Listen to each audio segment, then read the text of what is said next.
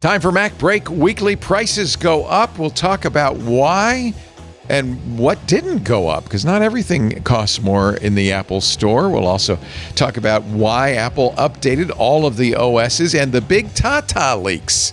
All of that coming up this week on MacBreak Weekly.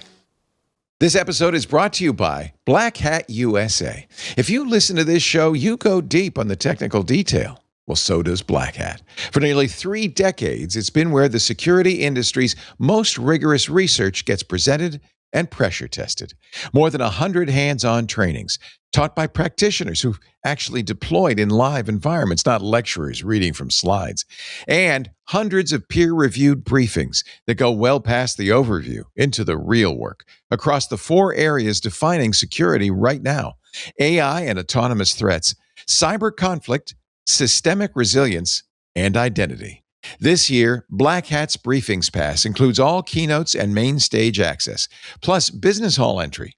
You also get breakfast, lunch, Arsenal live tool demos, on-demand session access, and admission to the Midnight in the War Room screening. Black Hat takes place from August 1st to the 6th in Las Vegas. If you want the depth this show gets into in person with the people doing the work, this is the room, and we'll be there too. Prices rise on July 17th, so book before then. Use the code TWIT for $200 off your Briefings Pass at blackhat.com/US-26. That's BLACKHAT.com/US-26. Podcasts you love. From people you trust. This is Twit. This is MacBreak Weekly, episode 1031, recorded Tuesday, June 30th, 2026. It's girl math. It's time for MacBreak Weekly. Hello, you Apple fans everywhere. The show you wait for all week long has finally arrived. Jason Snell is here from sixcolors.com. Hello, Jason. Hello, it's Tuesday. The day you wait for is here. You're waiting for tomorrow in that jersey. You're going to wear that all overnight and just... USA. I mean, it's the right week for it, too. It's the right week for it. There's a World Cup game, and it's the 4th of July on Saturday, and, you know. I'm watching Game 3 of the group round, and Australia. I think Australia's playing at the same time. Oh, somebody's got striped shirts, and I thought, oh. And I posted a picture going USA, and it turns out it was Croatia or somebody. It was the wrong. Yeah. I think only one team should have Where's Waldo shirts. There's only so many things. Well, they have multiple. They don't play each other in the confusing shirts, right? FIFA makes sure that's not the case. Thank goodness. No, it's okay, because like our shirts are white with red stripes. Their shirts are red with white stripes. It's completely different. There you go. That's Andy Anako. Except in Star Trek, when that could be terrible for the planet. Yeah, and see? He's got a World Baseball Classic USA jersey there you on. go. Wow, you recognize that right away, Jason. You must be a sport ball fan. Little bit, yeah. Wow. And there's Christina Warren. Hello. I'm not wearing... Actually, what are you wearing? I am actually wearing the most American thing of all. I'm wearing a Backstreet Boys shirt from... She doesn't know she's beautiful. Yeah, right. No, that's One Direction. Oh, sorry. This was from their Vegas show at the Sphere last year. So I wanted to see that. That looked really cool. It was actually amazing. You saw it? Oh, Where yeah. they emerged from the stage and all that? Oh, yeah. They floated. It was honestly, I will say this. It was one of those experiences where I looked at it and I went, okay, you know what? If they could recreate an aspect like this, or like I think any of the shows they do with the Sphere in the Vision Pro, that genuinely would be kind of maybe a reason for people to buy a Vision Pro if you could recreate that sort of experience, because it has like if you haven't ever been to the Sphere, it is like watching something in 3D, even though you're not wearing glasses or anything. And the way that the screens work and it's very, very cool, and it feels very immersive, and it does feel like this stuff is flying out at you. And no, the concert was fantastic. They did a great job. Everybody was, reliving, being in the 12 years old. Everyone was in white. It was really great. But I genuinely take it back to tech. I was like, okay, there are a lot of shows like this. They did The Wizard of Oz. There was Pearl Jam, U2. There have been like a lot of Sphere shows. If they could find a way to replicate that type of experience in a headset, but it would have to be a high-end headset, I do think that you would have way more people who'd be interested in, spending even more money, as we'll discuss on the Vision Pro. Yeah, incredible. Well, let's start with your viral tweet. My viral tweet. Do they call it a tweet now anymore? No, I think you can't. I mean, it's a post, I think technically, but it will always be a tweet, just like it will always be Twitter. It's always a tweet to Solidarity, 100%. R.I.P., she writes, anyone who didn't buy a MacBook Air until today, insanity. And of course, there's a little, by the way, look at that. Whew. Millions of, wait a minute, it just says 2.9 thousand. I thought you said you went viral. 8.1 million views. Holy cow. Yeah. Holy cow. Yeah. It's that many people liked it. That's how many people bookmarked it. Why you bookmarked that particular post? I'll never forget this. Right. Never. Like no, that's not an important thing to do. Yeah, that was, I just set that off at 5:45 in the morning, right as the news broke, and wasn't thinking anything of it. And then all of a sudden I was like, wait. Well, I'm impressed that you're up at 5:45 checking Apple news. That's pretty impressive.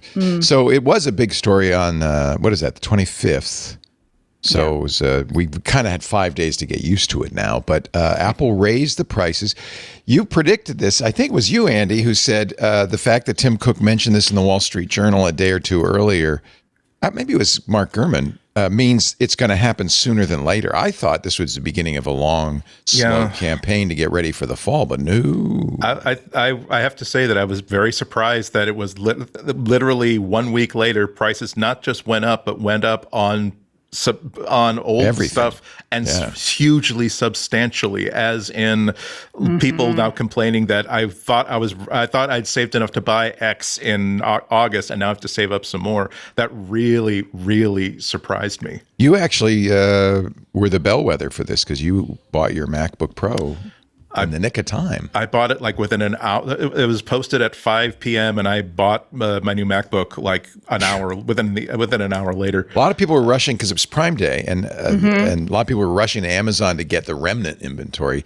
That's all gone now. If you're just learning about this, sorry. Yeah. And some stores actually decided to raise their prices, probably because they're out of stock. And so there's some. I've seen some people on Reddit saying, "Oh, well, I bought it a few days ago at the old price, but then I got an email saying that no, we've canceled your order and we don't have stock." Oh my Memory God! Armageddon has arrived, wrote the Wall Street Journal. Apple's stock price still hasn't fully recovered from the decline. It lost a quarter of $1 trillion on that one day, and it's still only halfway to recovery as of this morning. Tim Cook says the memory guys are passing along huge price increases. Look, nobody can be mad at Apple, or can they? I think you can be, but I think it has to be tempered, right? Like, I think that there are some. It's complicated because obviously this crisis is not their fault. And Apple, better than any other company, has locked in on long contracts on memory pricing. Most suppliers, manufacturers only do monthly or maybe quarterly contracts. Apple, from my understanding, does yearly contracts.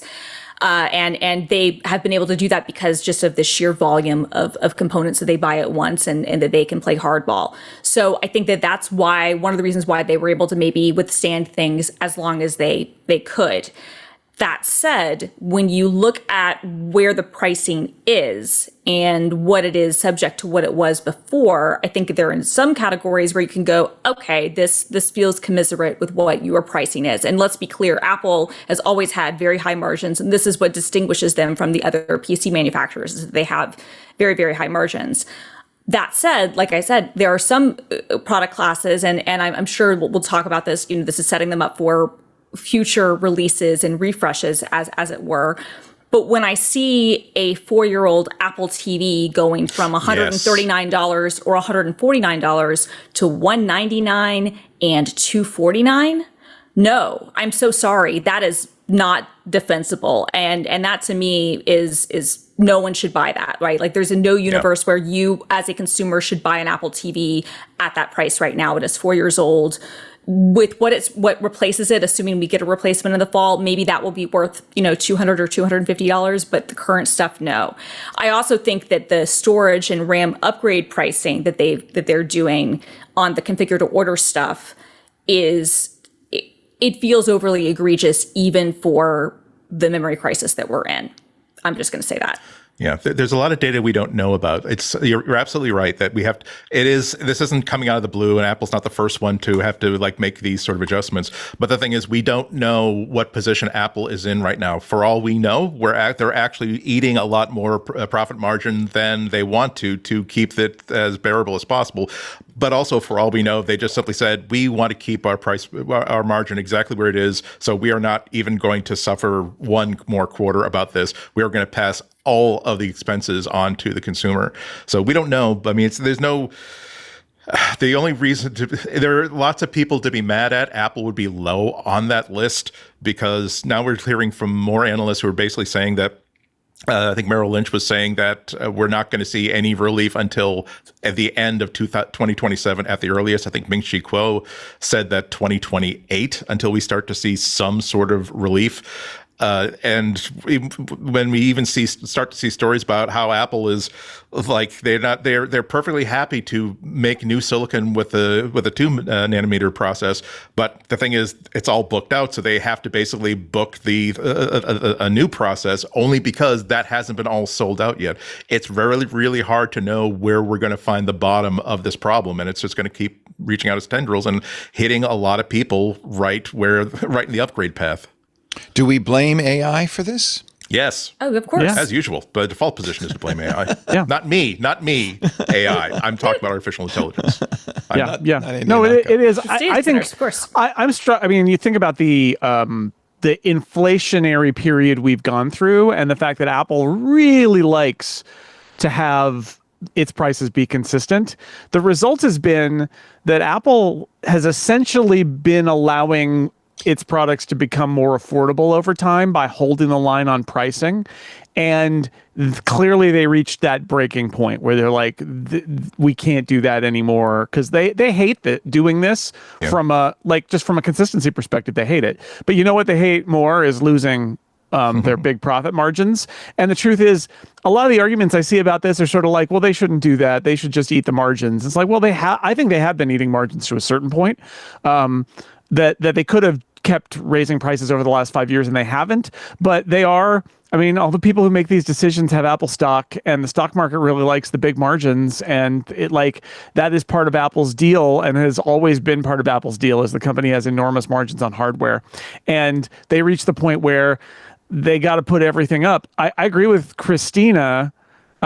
It feels, not only are there bad deals in here, right? Like the Apple TV, I have to think that the reason they're doing that is that they know that they're going to have a more capable Apple TV this fall, and they would rather just put the price up now rather than have that new product be seen as outrageously expensive. But the result is that their existing product, they're basically hanging a do not buy sign on it, and so be it. That's their decision. The other way to go would be to price those to move, knowing that your next one was going to be much more expensive, but they didn't choose to do that. I will say, I get real nostalgic vibes in this last week. It's like, I feel like this is what it used to feel like, and I didn't realize over the last 5 years how much more affordable a lot of Apple products felt to me. A $999 MacBook Air, that's a modern MacBook Air, and you're like, $999 in 2024 is a really great deal.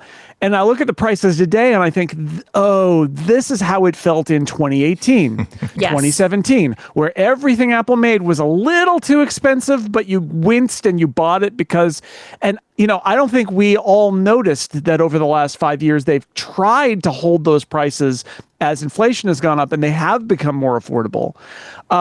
And then there's some instances like the MacBook Neo, right? Which is it's a real bummer that the MacBook Neo is going up by 100. However, a thing to keep in mind is so is all the competition. And so in some ways, the MacBook Neo is still playing in the same market and still has a pretty great price, just because all the competition also is they're all made of RAM chips, right? Yeah. They're all made of SSDs. They're all dealing with this. But it's just really sad because we're probably never going to see that price again, right? That $5.99 price is never coming back. I'd also like to say that what Tim did last week, oh boy, what a mensch.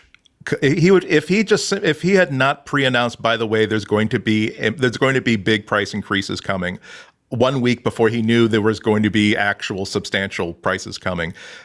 Apple would still be suffering the same stock hit, the same cost of goodwill, the same grumbling, the same problems, the same everything.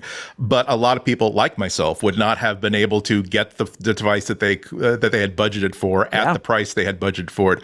I will defend the statement that he didn't have to do that, but he did that, even though there must have been a lot of discussion about what the effects would be.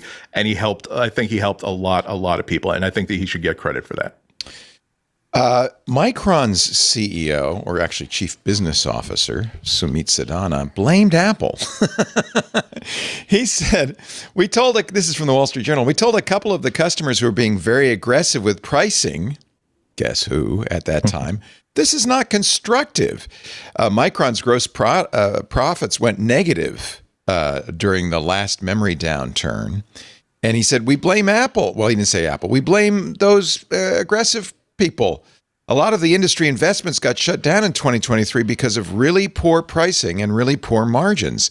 So Apple, if you hadn't pressed us for lower prices in 2023, we wouldn't be screwing you and your customers in 2026. Boo-hoo. Yeah, cry me a river. Like, seriously, boo-hoo indeed. Like, that is laughable.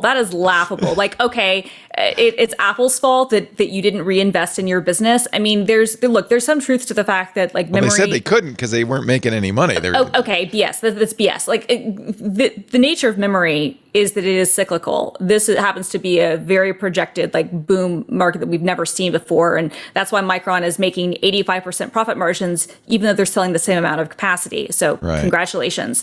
But it's not like these booms and bust cycles haven't happened before. This is not a new thing, which to me says that if I'm the CEO of a business and I know that I can't plan on things always being the same way, then maybe I should hold some things back so that I can reinvest when capacity increases. Like, maybe that should be part of my annual planning process. Maybe it shouldn't be, I'm going to blame, my number one suppliers. Like, I'm sure that Apple didn't help, but do we think Samsung did? Do we think that Asus did? Do we think anyone else did? No, of course not. So, like, what is Apple just supposed to not, like, we two things can be true at once. Apple can be taking advantage of this situation to raise prices in a way that, to Jason's point, maybe, things have been inflationary and they hadn't adjusted, right? But we also can't say that we should be expecting, one, $1 trillion company to be supporting another $1 trillion company. I mean, come on. Yeah. Well, Bernie Sanders does. He says corporate greed is Tim Cook, the billionaire Apple CEO, claiming, I should do it in a Bernie voice, claiming that hiking prices on Apple products by over $200 is unavoidable after it made $112 billion in profits last year and spent $310 billion on stock buybacks. The price hikes aren't unavoidable; they're unacceptable. Yeah. In other words, he's saying to Apple, well, you should take some of that profit, that huge profit you make, and give us a break. Micron, by the way, is not holding back. They broke ground earlier this year on a $100 billion fab in New York. They're going to build more capacity. Now, it takes a while to build those fabs. But that's the problem, though. They didn't bother to start that process until this year. I mean, from the things that I've read, and we've known that this memory crunch was coming for at least 18 months, and none of the suppliers wanted to do that. And in fact, what Micron did is they exited the consumer space completely, which, look, fair enough. If you're making all your money from data centers, go for it. And someone in the chat mentioned that because of the price fluctuations, we've lost some smaller memory suppliers. That's absolutely true. And I'm not saying that the people that they negotiate with, that there aren't side effects of that, right? Everything is involved in this, but I just don't, I feel like blaming Apple or, any of the, people who are just buying from the suppliers is kind of missing the point. If we wanted to do something about this, and if we really feel like this is predatory and unfair, and these lockup deals that they're forcing companies to get in with are not okay, then that's when government regulation would need to step in, right? Adam Smith would say this is the invisible hand of the market at work. This is capitalism. Yeah, but that guy and his hand metaphors. Alexandria Ocasio-Cortez also chimed in on this, actually on Fox News, believe it or not, basically using this as another example of why big tech companies need to be broken up or antitrust. I think that I don't agree with that either, but it's going to be another reason for a lot of people to have a lot of conversations about how these large companies do business. And when you find in a situation where suddenly it's not going to just be about, oh, well, gosh, I was going to build a gaming PC, but now I can only have a terabyte of storage instead of I was planning on 4 terabytes of storage. When it comes to, well, now certain medical equipment can't be manufactured. Now smaller electronics companies have to go out of business because they were doing just fine, but now there's no way they can possibly compete with all of the big shoulders that are trying to get capacity and trying to get components. I hope that provokes a larger conversation about when we have so much power consolidated in so few tech companies. Even though I don't think that Apple is evil, I don't think Google's evil. I just think that when you have such big shoulders and you walk through a crowd, you have to be responsible for the people who get knocked over because you are just such a big galoot. There is a lawsuit in California against Apple's 3 big memory providers, Samsung, SK hynix, and Micron, saying they coordinated DRAM production cuts in order to drive up memory prices. That's an interesting accusation. Yeah, I hope it's investigated. I was going to say, I mean, good luck proving that, right? But I will say what does feel like price fixing are some of the deals that Micron and some of the other manufacturers are doing, where they're basically saying, sign into a 5-year agreement with us. We will give you a floor and a ceiling, and the price that you pay will be somewhere in the middle, and it'll depend on demand. And I guess you just have to trust us. That doesn't feel okay. I mean, I think that, if you want to if you as a supplier make a bad decision to say, I'm going to agree to sell you grapes for, 50 cents a bushel for the year, and then you have a drought and you don't get as many grapes, and now all of a sudden you've made a bad deal. Well, then that's on you as a supplier. But to put it out like that many years in advance and be like, well, there's a floor and there's a ceiling. It'll be somewhere in the middle, and we'll figure it out. I don't know. That doesn't sit right with me. It isn't the first time it turns out that Samsung has been accused and agreed to be fined for this. They agreed to pay a $300 million criminal fine in 2005. SK hynix agreed to pay $185 million criminal fine that same year. It's not the first time they have been accused of and admitted to price fixing. This was the Department of Justice. Then this is Andrew Orr writing in Apple Insider. So there will be court-ordered discovery, which is always the most interesting part of any lawsuit. Congratulations. And so there may be some interesting, if they were smart, they didn't put anything in writing, but... Well, I mean, they say, I find myself thinking that the famous saying that the law, the rules in the fire code are written in blood, that every time there is a new disaster that proves that, no, we need this law, that's how that rule got added to the book. And I think the same thing is true in business and in finance, that when we see a disaster that we didn't see coming, we have to, that's at least a provocation to start to think about, should we regulate this more strongly than we did before? Because this is the idea of this sort of problem existing for another 2 years. We don't know what the knock-on effects are going to be, and we don't know who's going to be on the floor and who's going to be still standing. And I have to think Apple's pretty unhappy about all of this, especially because the AI revolution giveth and taketh away. Yeah. They've sold a lot of Mac Minis and Mac Studios, but good luck getting one with enough RAM to run local models. You could, if you could get, say, 512 gigs of RAM in a Mac Studio. It'd actually be an amazing. I think Ming-Chi Kuo had a post, whether on his Medium or on something else, basically saying that the next the iPhone 18 nothing was going to have 9 gigabytes of RAM, which seems a little thin for an AI-based phone. It's something that I would have expected on like the 18E. But I guess if that is, again, it's just a rumor. Ming-Chi Kuo is very, very good on supply chain stuff. But I bet that Apple now has a lot of plans for how far can we distill Gemini so that we don't need to count on 12 gigs, which is what we were planning on as of last year. Right. I mean, I think what this means is that a lot of the local AI story really becomes more to a private, cloud compute and talking about how important all that is, because now you can have all these features happening, off device instead. Because, hey, if the data centers are going to be built and used, we might as well use them if we can't get the RAM to put in our phones. But yeah, no, I agree with you. I thought that sounded a little bit thin too, especially given the direction everything else has been going. But it might just be as simple as they went with what they went. I had this thought, and I would love like the panel's thought on this. When they released the new monitors and a couple of the other things a few months ago, I was critical of the pricing. I was extremely critical of the pricing.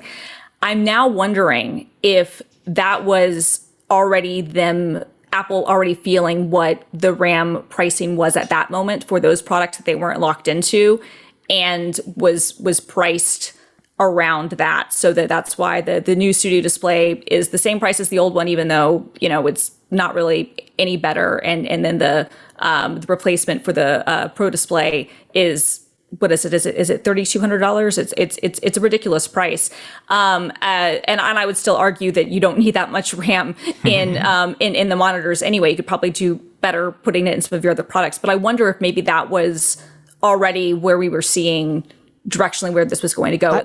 I don't know. I'm a little skeptical because that was the same event where they did the Neo MacBook Neo, right? Yeah. So I mean, it's possible. One of the things that's hard for us to divine out of all of these prices is what's built into these new prices. Because my guess, and this is just a guess, is that one of the things that's built in is actually more margin, because they anticipate these will continue to be expensive or get more expensive, and they don't actually want to keep raising prices, right?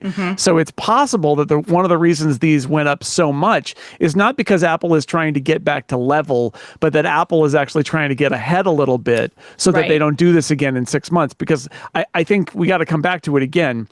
Apple hates raising prices. They hate it. They absolutely do. They like making money. They like making large profit margins on their hardware. But what they don't like, and this has been true for the last 15 years at least, is floating their price around, at least in the US. I know that in other markets they do it sometimes. They don't like it, but they do it. They hate doing it in the home market, of saying, maybe a new product costs a different price, but to just change all the prices, they don't want to do it, and they don't want to do it again for sure. So I do wonder about that too, that maybe there's just more margin being left here, just because they don't want to do this again. But there's no way to tell. It's really interesting. We all have to, we have very limited information for us to go on, which is just to look at the prices that they adjusted, and we have to guess like what, like the Apple TV is like, why? Or the Vision Pro, it's like, did you need to do that?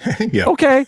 It's already ridiculously expensive. Why not $200 more expensive? Nobody's buying that anyway, so it doesn't matter. Right. It's very mysterious. So they didn't raise prices on iPhones, on watches, on AirPods. That's it. Why and not? the polishing cloth. And the polishing cloth. And the polishing cloth. Because there's no RAM. There's no RAM in in the polishing cloth. Yeah. Or in the AirPods. I guess you're right. Yeah, that makes sense. Okay. I think that for the watch and the phone, they know that those are, the phone especially, think that Apple's going to wait as long as they can. If that means having to eat more margin on the Neo, fine. If that means having to raise pricing, maybe to Jason's point, to price in what they fear are future increases, maybe that's the case. I think that they want to hold the line on the phones as much as they can. But they did say for now, and if you look at the iPad pricing, we didn't even talk about that, but like the pricing there was actually, I think, some of the worst, and it just did across the board, just in terms of percentage, and also just for value. Like, $12.99 for a MacBook Air, that's a lot of money. I'm not just denying that, but I can still make an argument that that's a really good computer for $1,300. Yeah. It's very, very, very hard for me to now make an argument about anything in the iPad line. It honestly is. It's like my advice is buy used, to be totally honest. Christina, I wonder if one of the things they're trying to do with these price increases is actually manage product volume. And I know that's a weird thing to say. No, that makes sense. But the idea of like, if we're going to sell products, maybe the iPad needs to sell less right now. And right? Like if you really want one, we'll let you get it, but you got to spend a lot of money on it. I had that thought when I looked at those iPad prices. That's exactly what I thought is maybe they're actually trying to suppress iPad sales for a little while so they can use that RAM somewhere else. Oh, that's interesting. Otherwise they're that iPad Pro especially, it's just so expensive now. Well, all of you who bought new devices, you can pat yourself on the back, Andy. Well, I got an iPad Pro a couple months ago, and I girl mathed my way into it because I was like, oh, my M2 Pro, which uses the old keyboard and the old stylus, I don't need to get the new one, but I'm never going to get this much for trade-in for it otherwise, so I might as well just do it. Anyway, the girl math for once, genuinely only once, actually worked out in my favor this time. Did you call it girl math? It's weird. Girl math, yes. Okay. I'm glad you said that, not me. I'm allowed to say that. Yes, exactly. But it is weird though, because before the announcement of the price increases, I was actually kind of mapping out, because I am staring right in front of me. I am staring in front of a 6-year-old MacBook, a 5-year-old iPad Pro, and a 4 or 5-year-old Pixel 7 Pro. And so I'm mapping out, like, obviously I'm going to, this is a good 12-month period to do most of my upgrades. So I was already mapping things out, and I was looking at the iPad Pro, and I'm thinking, particularly now with these price increases, I'm not sure if I have room for a new iPad in my order of battle, so to speak. I'm still looking carefully at an iPad Mini, because that might suit the purpose of that I might have otherwise spent on a foldable. But whereas I admit, when I bought the M1 iPad Pro, there was a little bit of irrational exuberance involved, because I was excited about all the features specifically that the M1 was going to bring to it. But when you look at this price list right now, and you see that, for any amount of storage that makes an iPad fun to use, now we really are talking in old MacBook Air money. It's like, can I justify that amount of money? And I'm not sure that I still can. So I think Jason's right. I think that for a bunch of reasons, the iPad is going to see some tough times ahead. For at least for sales, if Apple still has faith in it, which they absolutely do, we're still going to see updates. We're still going to see new hardware. But I think that the next time you do a graph, Jason, we're going to see a big dip in that for any number of reasons. Yeah, and maybe by choice. I mean, that's the advantage of them. It's not, these aren't individual businesses, right? It's one business that has all these product lines, and it's completely reasonable that they might say, look, RAM's very expensive and we don't have a lot of it. Where do we want to put it? We want to put it in iPhones, and we want to put it maybe in Macs, and maybe the iPad is just not as important right now. So then the sales will go down, and we'll all have to look at it and say, maybe that is the choice Apple made. Would someone coming in for an iPad be more likely, particularly now that we have such a cheap entry-level MacBook? How do I convince somebody to spend $600 or $700 on an iPad without a keyboard or a trackpad when they could get basically the same processor inside a much more conventional machine that still has that same build quality? That was something that I was looking at too. That if the role of the iPad is, for me, is always, I have to go into town and do radio, and I don't want to take my whole laptop, but I want to be able to have access to X, Y, and Z. It's hard to sell myself on not getting a $700 MacBook, even at the new prices, as opposed to getting an iPad. It's a hard math to navigate. If you were lucky enough to be holding on to a Mac Studio with, let's say, 512 gigs of RAM, and you aren't using it, you probably could go to the Facebook Marketplace or eBay and make some money right now, I would think. There's got to be a market for these. They're for sale for $50,000. I don't know if anybody's buying, but they are. That is apparently happening. Wow. Well, they also raised the refurb prices. Jason had made that his pick of the week last week, and they raised the refurb prices. And look, on the one hand, I do understand this because, well, that's just price gouging. That's just getting the money. Right now, I agree with you. I feel like they probably did it because they, only have a certain amount of units that come in, whether they're returns, repairs, or whatever. And where I think it's gouging is that I would guess, and I don't have any data on this, this is just my estimate as somebody who, used to work in electronics repair many, many years ago and knows the had a lot of devices. That most of the problems that come in with those devices are not related to the memory or the SSD. That's just my guess, right? Is it its battery, its screen, it's maybe a transistor or something, on the main board, but it's usually not going to be an SoC or memory RAM issue. So in that case, state doesn't fail, right? So I can understand that even though eventually, right, like 3 months from now, their supply of returned or repaired devices might go up. Yeah, I do still feel like that is kind of gouging, and it feels kind of gross, to be honest. I get it, but I don't like it. Well, Apple is hoping that they can go to China to buy RAM more cheaply. But they have to petition the government for this. They want to go to the Yangtze Memory Technologies Company, YMTC, which Senator Mark Warner, in a press release, I think pretty much put the kibosh on this when he said a state-owned company with extensive links to the Chinese Communist Party and its armed wing, the People's Liberation Army. A joint statement from Senator Warner of Virginia and Senator Rubio of Florida both say it presents risks to national security. I'm not sure how buying memory from China poses risks to national security. It's a whole chain of I think a lot of this argument is China is an adversary and this is a subsidized company. And so you're harming all of the companies that are trying to just make a living out there by this one that's like artificially floated by the Chinese government.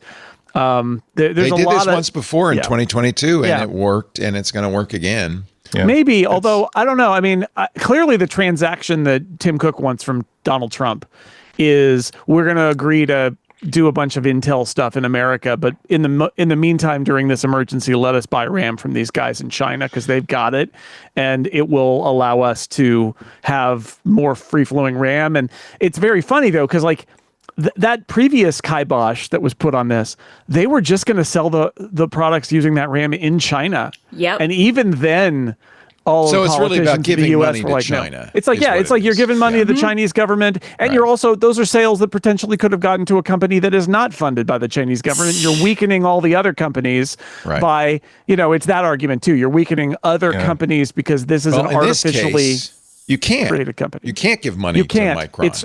I agree. Well, so but maybe it is a different situation. It's a weird story because this company has been on and off the Pentagon blacklist so many times with this. It's such a political football, it seems to be, with a lot of arguments pro and con, both with the arguments that Jason provided, but also there's the argument which I can't certify or whatever, but the idea that, well, if we can't be in a situation where if Apple is in a position where they can't survive or they can't go forward unless they do business with this Chinese component maker, that will cause a dependence. We would much rather have you figure out a way around it that does not involve being reliant on China. There's also the question of, number one, how much product can they possibly provide to Apple? Secondly, there's the problem that China has been, one of the reasons why there have been so many trade talks over the past couple of months is because they're trying to cool down problems that got created last year with meltdown in Chinese trade. And there's a question about how, if China realizes that is facing the same problem the entire world is, why would they necessarily want to sell to an outside to a company outside China when they could basically say, well, Huawei is probably going to need those chips at some point. Chinese-owned companies might need those chips. Why would we sell them outside? So it's one of those miraculous times where suddenly this company that nobody has heard of, it becomes like one of the three things you see on every single news feed when you go into Google News, if you're interested in such things. So that letter I read, by the way, obviously Marco Rubio is no longer a senator, but that letter I read was from 2022. Right.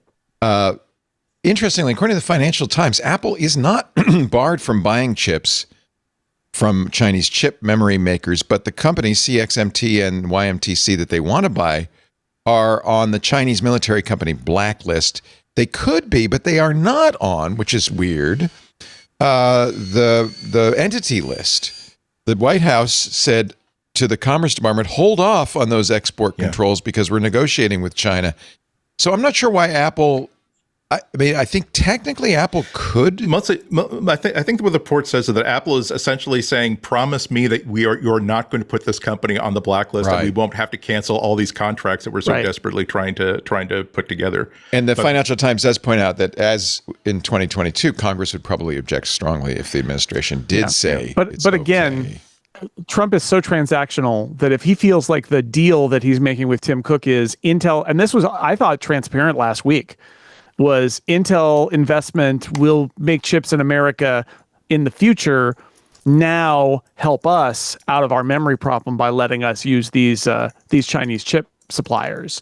And it's just a deal. And we have a very transactional president who might go for it, or he might get talked out of it. But I think that's the gambit that Tim Cook is doing here. Should point out that only Micron of the big three is American. The rest are South Korean. So yep. The whole thing is so complicated.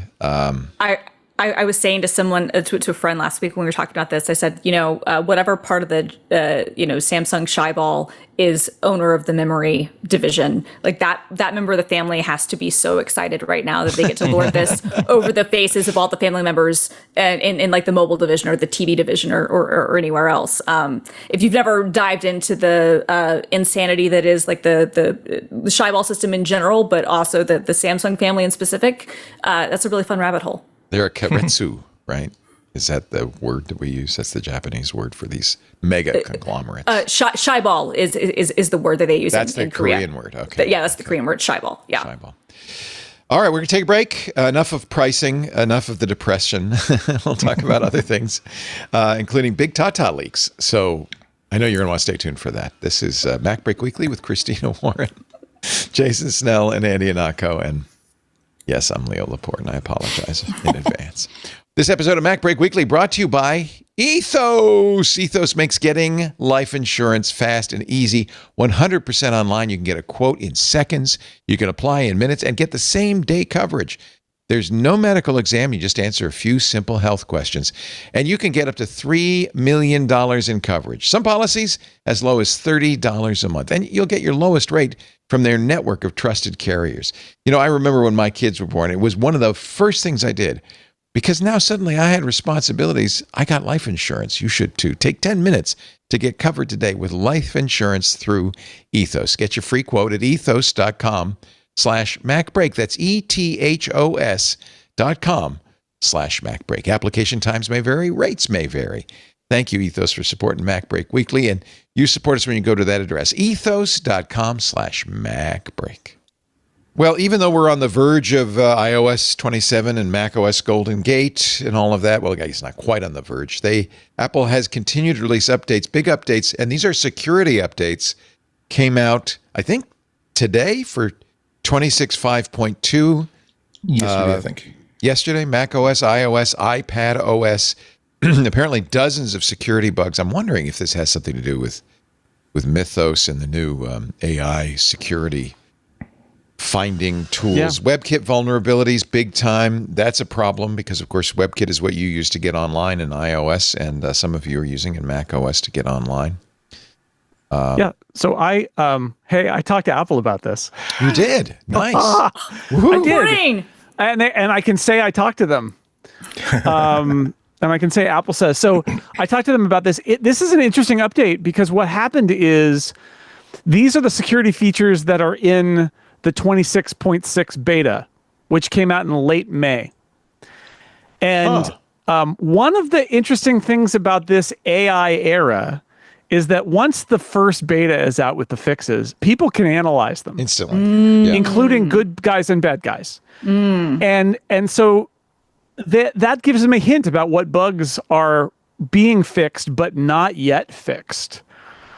And the 26.6 cycle has a lot of stuff in it. Like, I think that there's a general thought that they're doing some pre-work on Spotlight indexing so that they can push that out so that you don't have your device indexing for Siri AI for like a month in September, that it will index it over the summer for you.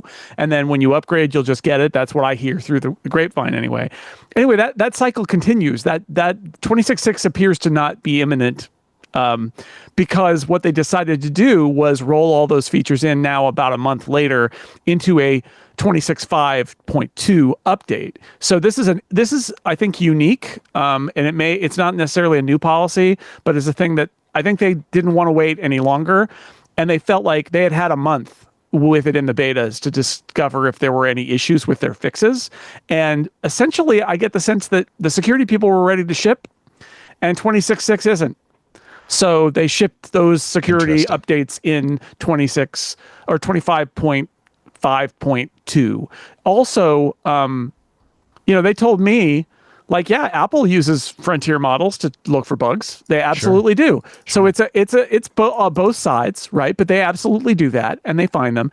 And then the other thing that they noted is it's important to remember that a bug is not an exploit. That generally these days, especially on Apple platforms, what you need is a chain of bugs that lead to a place. And these are often at this level, we're talking nation state kind of stuff. Yeah. You need a chain of bugs to build an exploit. And so when Apple fixes these bugs, they're not actually feeling like they're fixing, like they're like closing a door.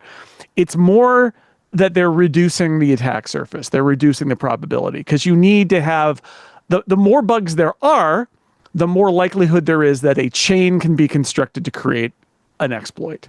But they said they had no evidence that any of this was being used anywhere. It's just stuff they found, probably using AI frontier models, right? Yeah. Stuff they found.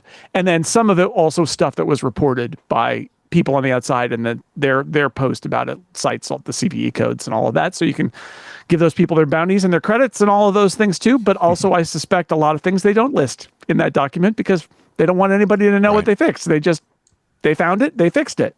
So it's really interesting, but I like the idea that in this world, it seems like they used to have a system where they would just put these in the beta cycle and then they would be good. And now they feel like there's no time. The beta cycle is going on too long, and they need to get it out now. So they pushed it ahead. It's always been the case that a CVE is kind of an announcement. Here's a flaw. Bad guys would immediately start to break it down. But now with AI, it's a matter of minutes. Yeah, sometimes. And developer betas, Apple's betas used to be lower profile, but now like the moment a developer beta 1 of anything ships, if there's anything in it that's new, it's news. We're all talking about it.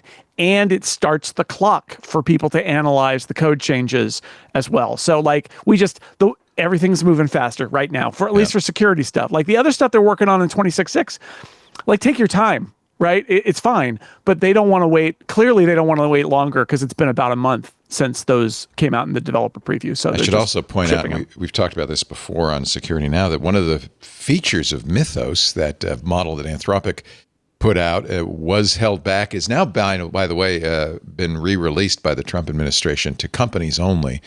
That was one of the things it was really good at, is not merely finding exploits, but chaining exploits, because it had such a big context window and it was so capable of doing long thinking that it could find an exploit and then add another exploit and add another exploit. And that's exactly what you just talked about. I think one team of researchers who has like a benchmark found out that it was able to find an exploit that was basically a 33 step chain of operations. Holy cow. Which was kind of mind blowing. Yeah. I don't think any human's done that. That's for sure. That's amazing. I know I don't have the patience or the focus to.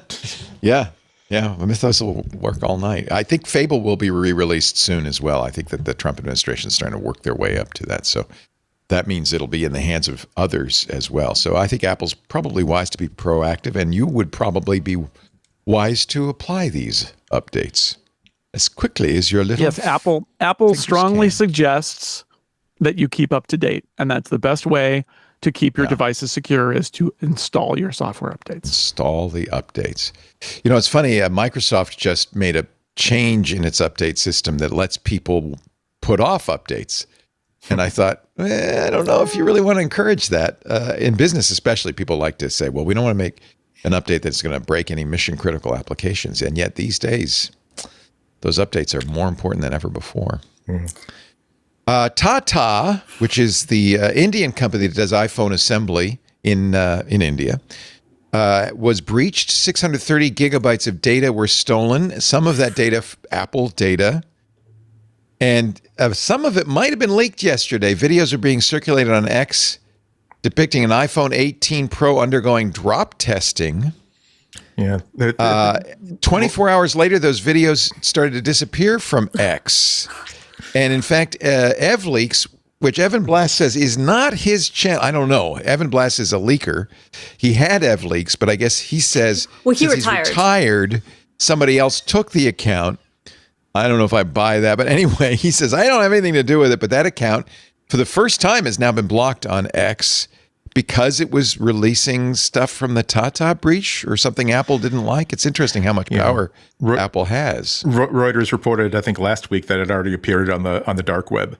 It's out there now. Once you get out, so it's definitely out there. And yeah, there's and of course, because the internet is what it is, Apple can shut down like primary newsmakers, but it's still going to be out there, which is not to say that here's another plug for the Downy app. I made sure that as soon as I saw it online, I downloaded both of those things. Yeah. But yeah, it's not, I mean, the view of this device testing is one thing, but this is fairly comprehensive cache of information about the manufacturing of iPhones, including who they're buying parts from, what parts they're using, a lot of manufacturing CAD. So basically, if you want to create a knockoff phone, that's iPhone 18 Pro logic board designs, A20 Pro data sheets, according to Apple Insider, and they say we've confirmed these. So this is a big breach. Nightmare. Yeah. It's interesting though that Apple has been so successful in pulling those accounts down. Well, they got a big stick. Yeah, they got a big stick. Well, but what's interesting is Samsung wasn't able to do it when EvLeaks was releasing pre-release versions of Samsung phones. I don't know if Samsung cared as much. Like, I think that's probably the bigger difference. I was gonna say for Samsung, it's marketing. For Apple, in some ways, it's intellectual property, and so right. I think they're probably slightly different situations. But yeah, I mean, it was funny that's what Ev said. It was like, they could do what Samsung never could, but this is. And this sucks because if you're Apple, I mean, what are you supposed to do? Like, not go? There are very few companies that can assemble your products in India, and one of the requirements to even have the phones in India is that they need to be assembled there. There are also financial benefits that way too. So, I mean, it's a situation. It's a bad situation. I'll also say as an aside that I'm a little bit surprised that Apple was doing something so flagrant as to, we don't have confirmation that Apple's pulling these things down, but they are being pulled down. So guess who would be doing that? The thing is, like, that is legitimate news gathering, where if there's been a breach, it's on the dark web, a good journalist is going to try to get access to it, if only to document the scale of the breach. And I feel as though the better thing for Apple to do is simply say, it's out there. We're not going to stop people. We're not going to be able to undo this. And so all we can do is basically bring harm to ourselves by looking like we don't want free journalism to happen. But this is even like the second bad news to come out of Tata.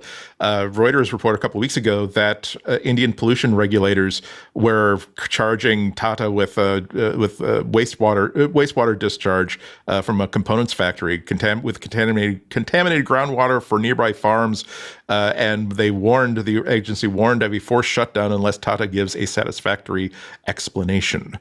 That is super bad because Apple, if there's one company you don't want to be environmental jerks with, it is definitely with Apple. I imagine there's going to be some tense meetings about this. Credit to Marko Zivkovic at Apple Insider, who took a look at all of the leaked stuff and confirmed it was iPhone 18 Pro board schematics, A20 Pro data, C2 modem files, parts numbers and assembly numbers. Quite a bit of information. Apple Insider confirmed the authenticity. Well, they said they had all the hallmarks of authentic Apple design documentation. As with most of Apple's schematics, many of the documents were created with Siemens NX. So, very, very interesting. There was one reference to the iPhone Fold, which bears the identifier V68. But that was the only one that seemed to have anything about future Apple products behind the iPhone 18 Pro and the iPhone 18 Pro Max. So, did you see the drop test videos? I haven't seen those. I've seen them. Yeah, I'm not going to show them. I don't want Apple to get on my case. Of course. But it's and even everything has to be picked apart, and people are noticing. Ooh, wow! The logo is now shiny. Is that going to be a new design change? Yeah. Like, okay, the bump is still a bump. Yeah. I don't know. I don't think it made it in our notes, but the Supreme Court is going to listen to Apple's case against Epic. What? That just got picked up this morning. So they're gonna take the case. What? They're gonna take the case. They've already twice refused it. That says they say this is a Reuters report that says the justices said they will hear Apple's appeal, contending it cannot be held in contempt for allegedly violating the spirit of a court injunction, but not an express provision. So it's on the idea that Judge Gonzalez Rogers got them in trouble because they were trying to evade the spirit of her ruling by following the letter but not the spirit. And so they're basically saying nuh-uh. And the Supreme Court, which there's a whole lot of other Supreme Court stuff going on right now, but anyway, they apparently are going to take this case. Their last week of the term, so they're wrapping things up and picking things for next year and all of that. So very significant rulings, but this one kind of got buried. I guess the Interior Department needs to raise money for a new reflecting pool liner, and they called Tim. I guess so. I mean, well, egg on my face, because I think I said on this podcast, and look, I will obviously say when I'm right, but I'll also say when I'm wrong. And I was like, oh, there's no way the Supreme Court will ever hear this. Okay. Well, they turned it down twice. They sent it back to the lower court twice. Now, it won't happen for a while because their term ends this week.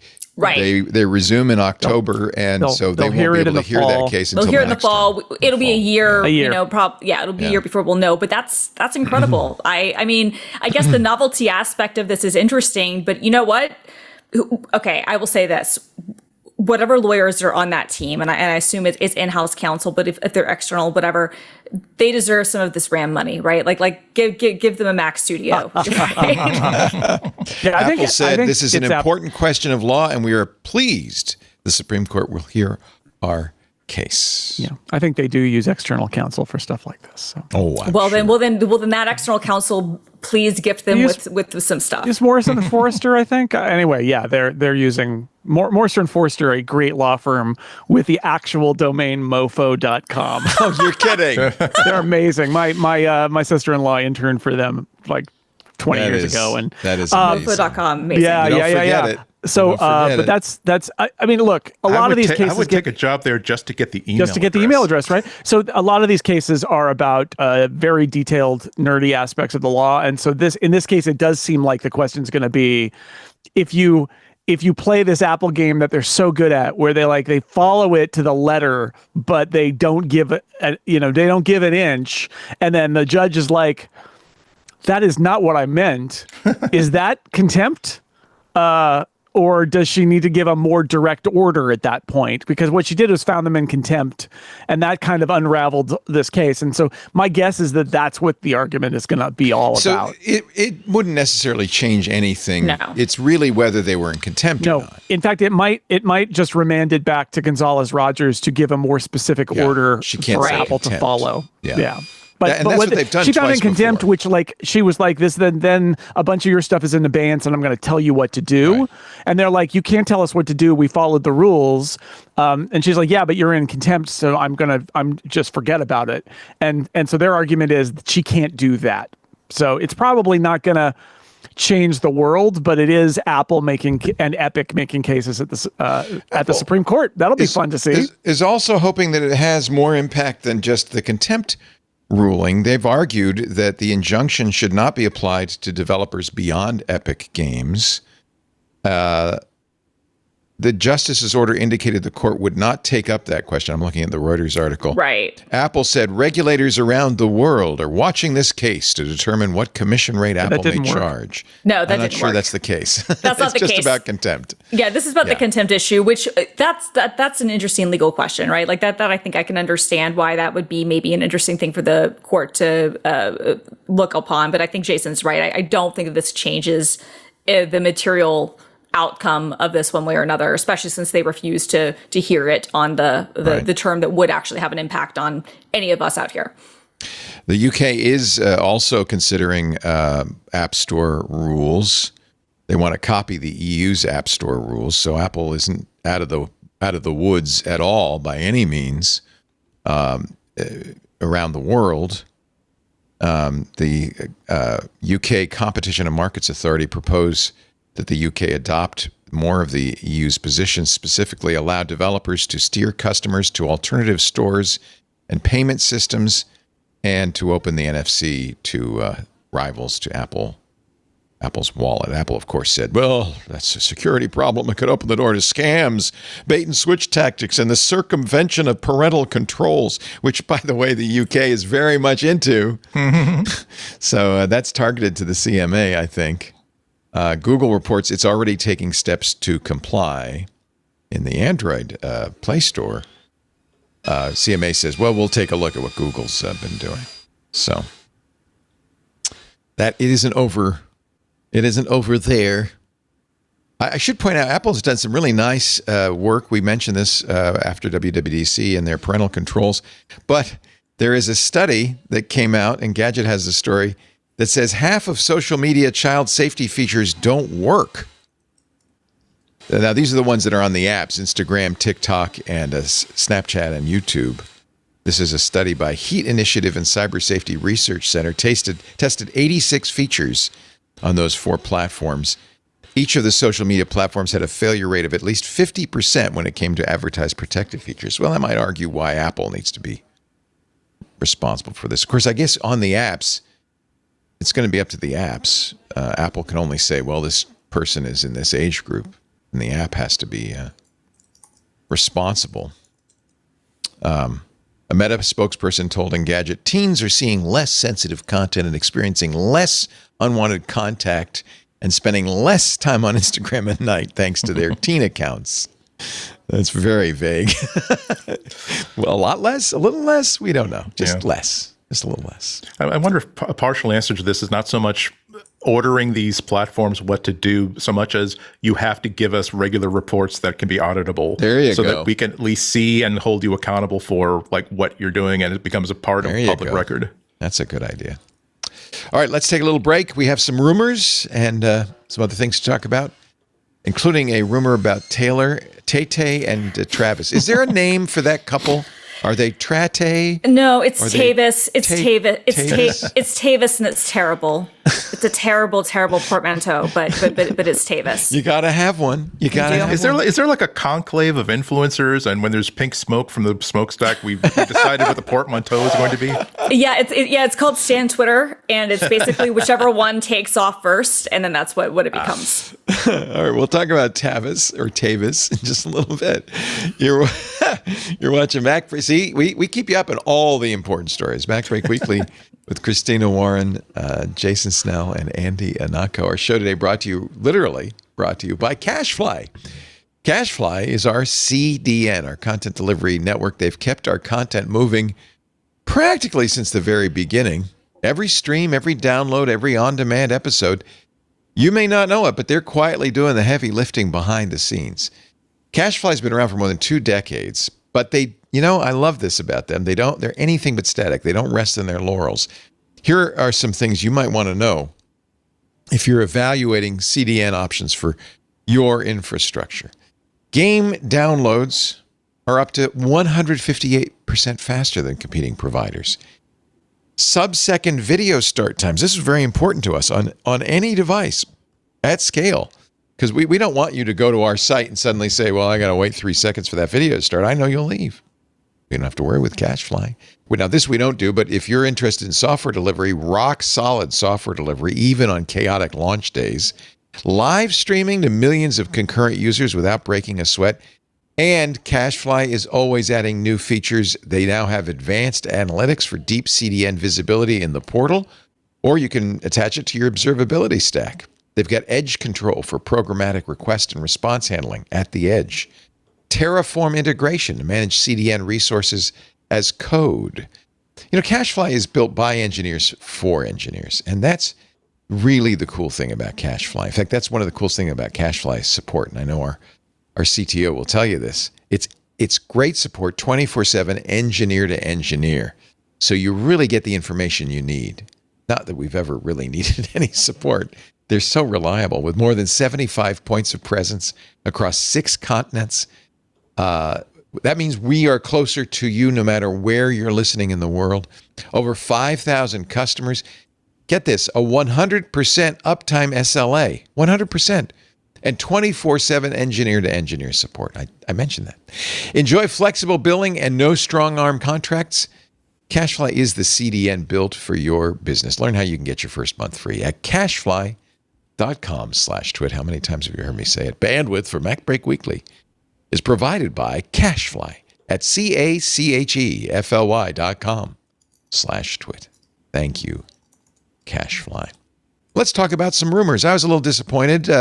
Mark Gurman says this Touch MacBook Pro ain't going to be the M6. It's going to be the M5. It's going to be the M5. In fact, It sounds like the M6 is really barely going to be used. They're going to jump to the M7 next year. That's what Gurman says, is that okay, I actually kind of like this. And the reason I like it is because the way that Gurman frames the story is Apple is looking at how people are using their high-end Mac chips, and it's AI is just a huge driver of it. Right. Yeah. And they have stuff coming in the M7 generation that they think is really good. And they had a moment where they're like, why are we even shipping the M6 generation? Could we pull the M7 forward and just not even bother with this half step? And they got obviously a lot going on, but the way Gurman portrays it, it sounds like that's what they decided, is that the M7 stuff is just too good. And so they're just going to do a little half step, release a base M6, and then move to M7. And I mean, we all know the chip design is years out, right? Like it's hard to turn that ship fast because they are planning years ahead. This is an example of Apple being kind of aggressive, if it's true, if this report is accurate, and saying, the world has changed since we envisioned the M6. We know a lot more about the demand, right? Like Apple, we know now about like Mac Minis and Mac Studios being used for local AI, but like Apple fell into that by mistake. Like that was, they were lucky to have that, lucky. and they love it. They love that they are there, but this is more like knowing what they know. They are headed in that direction with Apple Silicon, and the M6 seems to have not been headed in that direction. And so, like, I kind of admire them saying, nope, we're just going to not do that, and we're going to move on to the next one. The knock-on effect is something like that MacBook Pro that may have been targeted at the M6 Pro and Max generation now is just going to ship with the M5 Pro and Max, maybe sooner than it would have otherwise, which wouldn't be bad. And then like a year later, we'll ship with the M7, which will have like the, much better apparently AI stuff in it. This is the MacBook Pro that has a OLED touchscreen for the first time. That is a completely redesigned. Right. So there'll be a reason. Model. There'll be a reason to release it, even if it's got familiar chips in it. It will be a new look and feel. Yeah. And so there will still be some intrigue about it because of the OLED and because of the touch, but there won't be a new chip, according to Gurman. So I'm puzzled about this. I agree that the Apple Silicon is amazing, maybe accidentally for AI because of its NPU, but mostly because of its memory bandwidth, which actually competes well with NVIDIA. Yeah. NVIDIA, of course, has a proprietary coding system called CUDA that most AI supports. But Apple's MLX, which is their competitive version of that, is coming along quite rapidly, and you're seeing more and more local models support MLX. Oh. Here's the problem.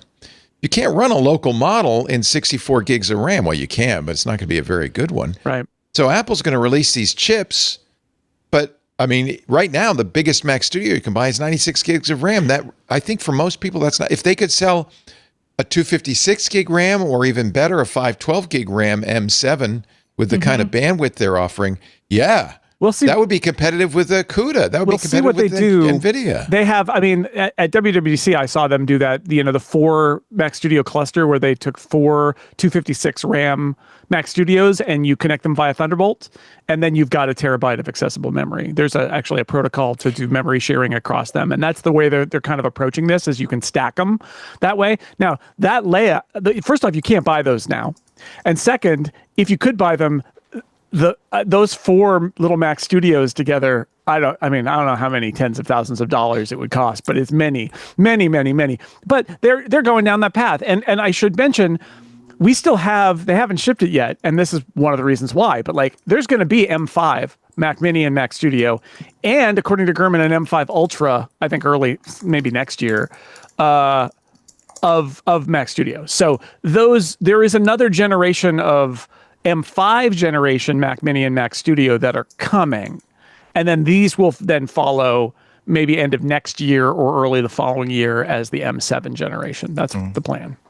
I do think the MacBook Touch, the MacBook Ultra, whatever they're going to be calling it, it's going to be an interesting inflection point because it's going to be super expensive. It is going to have you can't get the base M5 chip. It's going to be like really, really good stuff.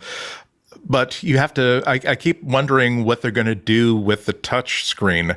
And I love the idea that maybe it'll not just have a touchscreen, but also a 360-degree hinge, and it will have Apple Pencil support, so that people who use Photoshop, people who use these art apps, can actually use it as a drawing surface, as a tablet. And it would be interesting to see sort of a fork between Apple putting the high end in two different markets, the high end creative market and the AI market, and making two different platforms, so to speak, to appeal to each one of them. So it's such an opportunity for Apple, but an opportunity I feel like they can't really capitalize on. Right.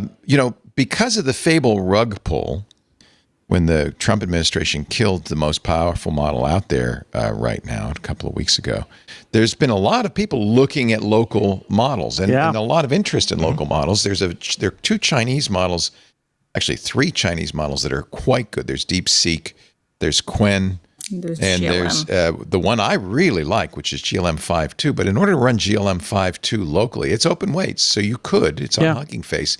You'd need, I think, 512 gigs of RAM minimum. I forget what they demoed for me at WWDC, but it was one. I think it was one of those models running on that cluster with a terabyte of RAM. And you can do some pretty incredible You can do stuff. Opus 4.8 The challenge is RAM configurations on Mac Studios because the RAM is so expensive. And can they get it? I think that's why they haven't shipped those models. But I do think that they will, because it is a way for them to press an advantage. The problem is they're going to cost a fortune because they can't get the RAM. A lot of businesses would pay that premium, I think, because they want privacy, first of all. And as I said, the Fable rug pull scared people. They would like to be able to run a model they know is not going to be killed by the federal government. I mean, that's a good point, but I do wonder if you're a business, if you're looking at potentially spending, $20,000, $30,000 on, this sort of configuration to get, Mac Studios, would you not just get a chip? Would you not just, either buy a GPU directly from NVIDIA or rent it that way? The problem is the 5090s are what? The biggest ones are 64 gigs. I'm not talking consumer. I'm not talking about consumer stuff. I'm saying at that point, if you're spending that kind of money, you're looking at like H100 what's interesting? Money. The DGX Spark, which NVIDIA is positioning as that local machine, does not have memory bandwidth. I mean, Apple's memory bandwidth is better. It is better. Now, what's interesting is that if you look at on the consumer side, like on the hardware thing, like if you have multiple 5090s, their bandwidth is superior and is faster. Theirs is the best. Is way better really than expensive. But it's really expensive. Yeah. Right. It's exactly. But but yeah, you're right. The Spark is felt more like I was going to say the Spark has been more of a dud. I think it'll be interesting to see what they announced at Computex if that ends up being a better solution. They have the same RAM constraints as everybody else. I was going to say this is kind of the problem, right? Is that we do have all these potential to have these local models and these situations. If you do have $50,000 to spend, where you could, as a business, do this, which is great. But because it's all going into the data centers, who can get access to any of the hardware. So at that point, I think that the question would be, if you're a business, should I not just be renting GPUs from a data center partner and then running GLM on that, rather than trying to needing to own it? And would that even be better for my CapEx or my OpEx? I don't know. Right. Yeah, privacy is a big issue too. I mean, everybody is now becoming aware that when you use a model in the cloud, that you're exfiltrating all of the information, all the prompt information, all the data, all the context you're providing. It is being snarfed up by these companies. Right, whether it's for training or just to spy on you. Right, but that doesn't mean that you couldn't do a cloud-hosted, open weight model that would still have privacy. True. Using Vertex, using Azure, using Bedrock. Right. That's really actually what I'm talking about. Like, I think that a lot of businesses. So people are doing that. How expensive is that? If I wanted to rent some GPUs in the cloud. It varies, and I don't want to give you pricing now, but it is a thing that businesses do. And in fact, most companies that are trying to distill their own models and trying to do their own kind of, training and fine tuning on top of things, that's what they're doing. Or if they need things privacy focused, they are going directly to the major cloud vendors. And in some cases, even some of the smaller cloud vendors. There's, again, like the pricing is all over the place because of the Rampocalypse, but there had been ways where you could kind of do spot pricing for, GPU rentals from various data centers, and businesses have done that sort of thing. But yeah, I mean, this is a business that, like, all I'm saying is, like, not to say that Apple shouldn't be here, but they are a consumer company. And if you're at the point where you're looking at, like, it's great that you can, connect 4 Macs together, although the more that you chain, that the less the worse the bandwidth is. But if you're genuinely looking at saying, I have a $50,000 spend on this, you're probably also talking to the major clouds. Yeah, just go to the cloud. Yeah, that makes sense. I feel like there's a sweet spot for Apple, though, that there are more and more home enthusiasts who would love to run a local model on a Mac Studio. I mean, if they would ship a local model, I mean, if they would ship, their own kind of like version of some of these things. I mean, MLX has been great for that, and it was great when Hugging Face and others, kind of jumped on with that. MLX was one of the nicest surprises that I've seen from Apple in years, frankly, and it's been nice to see. But as Jason mentioned earlier, it kind of happened by accident where, the enthusiasts bought the Apple Silicon hardware and then figured out, we really want to use this memory bandwidth effectively. How can we do it? But what I do give Apple extreme credit for, and genuinely, I mean this, is that they saw that and then didn't do the thing which Apple has sometimes done, which is to ignore the way that the enthusiasts and the professionals have used their products, but they leaned into it and said, okay, we're actually going to release a protocol. We're actually going to work with some of the open weight providers, or at least the places that host the open weight stuff. We're going to work with the people who make some of the tooling, even if we don't make it ourselves. Llama and Ollama. Exactly. But LM Studio. And we're going to make it easier for you to do that, which is really, really great to see, because again, that's not a thing that Apple, like, for instance, Apple has never done anything like that for gamers, except for the compatibility toolkit, which came out a few years ago. But like, that's never been a market that they've kind of gone out of their way to assist. So I have to say, it's really interesting because Apple, which kind of abandoned the professional market a little bit with their creative stuff, suddenly they have this is brand new professional market, and they're magically well positioned in it.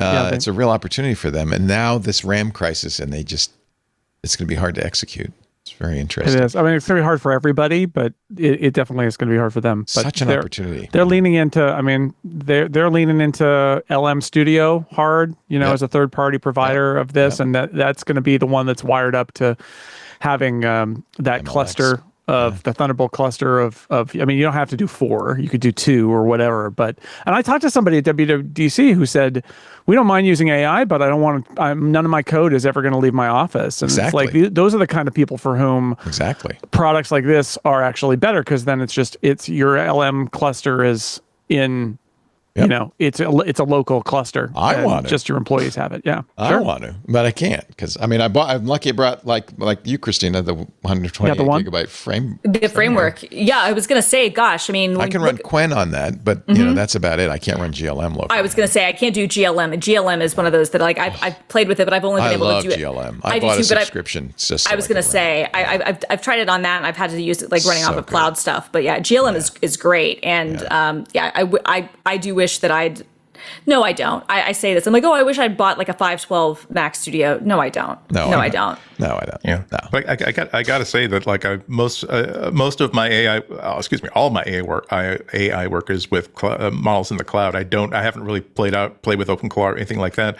The moment that someone comes up with the idea of, like, just like a Plex for media solved so many problems for me by putting an all-in-one solution for get a server, put it on your home network, put all of your home media on it. This software will give you a front end to it to make it useful no matter what device you're doing and no matter how you want to use it.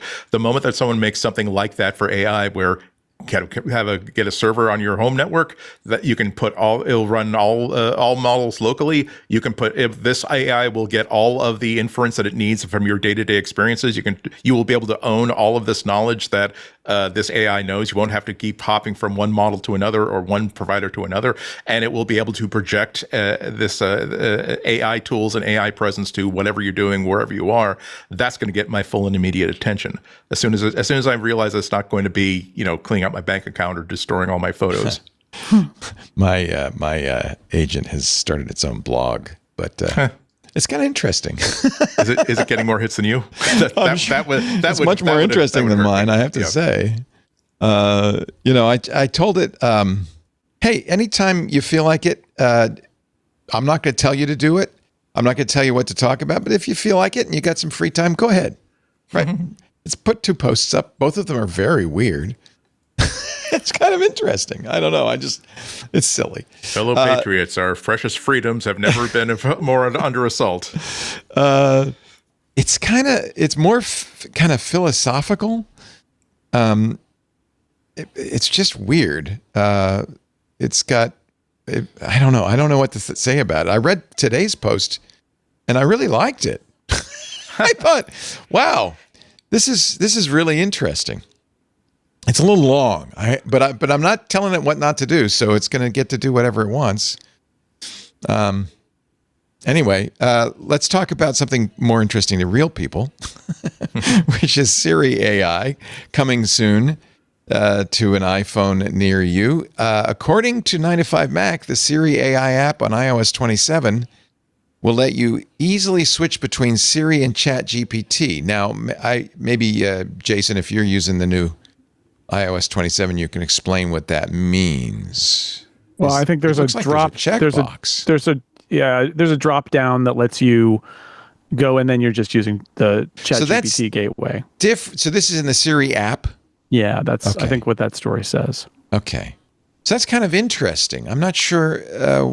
I think it's essentially an extension of their existing deal from 2 years ago. Oh, okay. Maybe this is a little sop to OpenAI because they chose Google. Yeah, and I think in the long run there'll be other models in there, but they're obviously in an exclusivity period right now. Interesting. So yeah, that's I have not played with that, but that's my guess. Last week we mentioned the Siri AI waitlist workaround that Matthew Castanelli wrote about. It is no longer functional. That didn't take them that long to turn that off. That's funny. So I don't know if that means if you had used it that you're now back on the waiting list. I think it does mean that. Yeah. So. Why do we have to keep having this conversation all the way back during college? Like, if there was a Coke machine somewhere on campus that's giving out 3 Cokes for one purchase, don't tell anybody about it. Just get the free Cokes. Exactly. Don't talk about Z Library on TikTok. It's very, very easy to just snitches get stitches and keep it to the group chat. Ixnay on the. Is there still a waiting list? I don't know. I mean, I saw somewhere that the waiting list is basically instant now, but I don't know. I haven't tried it yet. I'm waiting next month. Not long. We're at the end of June. Sometime soon, maybe in the next couple of weeks, we'll have a public beta, and we can all try the new Apple AI with Siri. Happy anniversary to Apple Music. Launched on this day in 2015. I remember that. I'm sure Jason does too. Yeah, absolutely. Wow. That's what is that? 11 years? 11 years. Yeah. That was my first year on my own doing 6 colors. I remember that well. I had just been using Beats before that. That was really my first usage of this, with the anticipation that it was going to end up being the Apple service, which it Apple insider William Gallagher, being the fly in the soup, says if you joined when it first launched, you've easily paid out more than $1,000. But hi, that's me. That would be me. Hello. Let's see what else. There are a number of stats. But that's like what, $90 a year in music, and I have discovered so much music. And there are if I had to cancel now, how much music would I need to buy? Would be hundreds and hundreds and hundreds of dollars. Sure. Yeah. I mean, the people who are dumb are the people like me who pay for YouTube Premium, Spotify, Apple Music. Well, like, there's good reason to pay for YouTube Premium. You don't want to see ads on YouTube, and then you get the music for free. Right? And I'm not going to tell you why on this podcast, but there are reasons why I will never cancel my YouTube Premium account. But yeah, I'm just saying, like, it's not the best music service. Oh no, honestly. no, oh no, hell no. I mean, but Apple Music is also not the best music service. Apple Music Spotify isn't it? It's a terrible. They keep ruining the interface, but unfortunately, I think it is. Here's my biggest problem with Apple Music. I listen to so much stuff on Apple Music, but I only listen to it on my iPhone or iPad. I will not open it on my Mac. In fact, like, I do everything I can to never interact with it on my Mac. It's an absolutely abomination, terrible experience, in my opinion, the software? of a Mac app. Yes, I think it's a terrible app. Now, part of this is that my library is huge, but part of that too is that I have 20 plus years of iTunes purchases going back to when I was in high school. And so, I understand that, but at the same time, Spotify can handle my library without a problem and doesn't churn and make noises and stutter and stop playing things and crash. And people say, oh, it works fine on my machine. I love that for you. Yeah. I've done this on 6, 7, 8, 9, 10 different machines over the years. I literally will not open it on my Mac. And so during the day, I listen to Spotify, and then, at night and stuff, I'm listening on my phone. But yeah. Yeah, Spotify's just the day-to-day creature comforts outweigh Apple Music. When both of them are working well, I prefer the Apple Music app. But overall, of course, of a week, month, year, and to say nothing the fact that that's the golden handcuffs. I have so much music that that I need to do an audit of all of the individual tracks that have not been worth my going out and seeking to buy the actual CD so I can add it to my permanent library, and just buy these individual like tracks for $1.29 or whatever. And until I do that, yeah, Spotify's got my money each and every month, and it's a bummer. I actually think that Apple Classical is really good. It is. Yeah, that is I think easily the best classical music. You really need a bespoke service for that, because the number of times where, and this is not just Apple Music, but Apple Music, but also Spotify. It's like, oh well, what track is playing? Well, it's by the time you're trying to figure, oh, is this Caro Nome? No, it's Zubin Mehta, Pavarotti.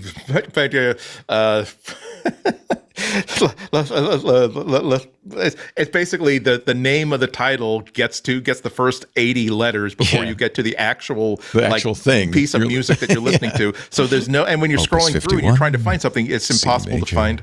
It's impossible to find what you're doing. So it's like, what a bummer. They also have a lot of nice features of the text features and stuff. There's a lot of good stuff in there. It's true, I guess, of Apple Music as well. Again, they did something really smart. They bought a classical music streamer and decided, you're good. We're not good at the things that you do. Here's a check.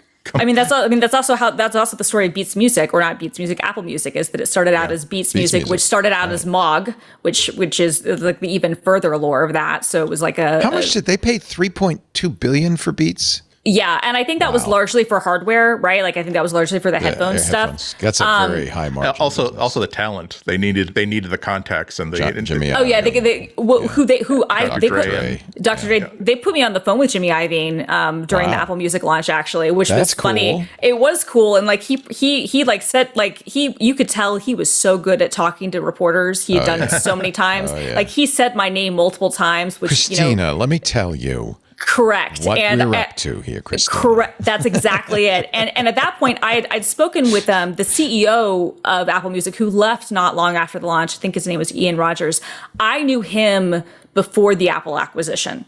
And so I had a rapport with some of the people who came over from Beats into Apple, and some of them are still there. But it was still like surreal. I was like, oh, okay, you're putting Jimmy Iovine on the phone with Mashable.com to talk about the Apple Music launch. Okay, you guys really are going for it. I mean, but obviously the big thing they had was that Taylor Swift wrote a letter in the Wall Street Journal about streaming stuff, and basically making kind of a plea, or maybe it was on her Tumblr. I think that might have actually been it. And then basically on Father's Day or something, like Tim Cook took a phone call, and Apple decided that they would pay royalties They still for pay music less stuff. than Spotify, though, right? No, they pay more. They pay do more. pay Yeah, more. the Okay. most in the industry, I think. Yeah, They pay the most. Okay. They pay the most, Well, and that's a good reason to use it. well, that was the thing is that because they made that decision, Taylor, who'd kept all of her music off of streaming Right. services, it was exclusive on Apple until I want to say 2017. Huge. So, That's huge. that was a really big coup for them in a service. At a certain point, the music labels decided that basically artists can't pick and choose what streaming service they can be on. Like Tidal had exclusives and Apple had exclusives, and basically Universal, which is at this point I think 80% of the music industry, was like, no, if you're going to be on streaming, you're going to be on streaming. Period.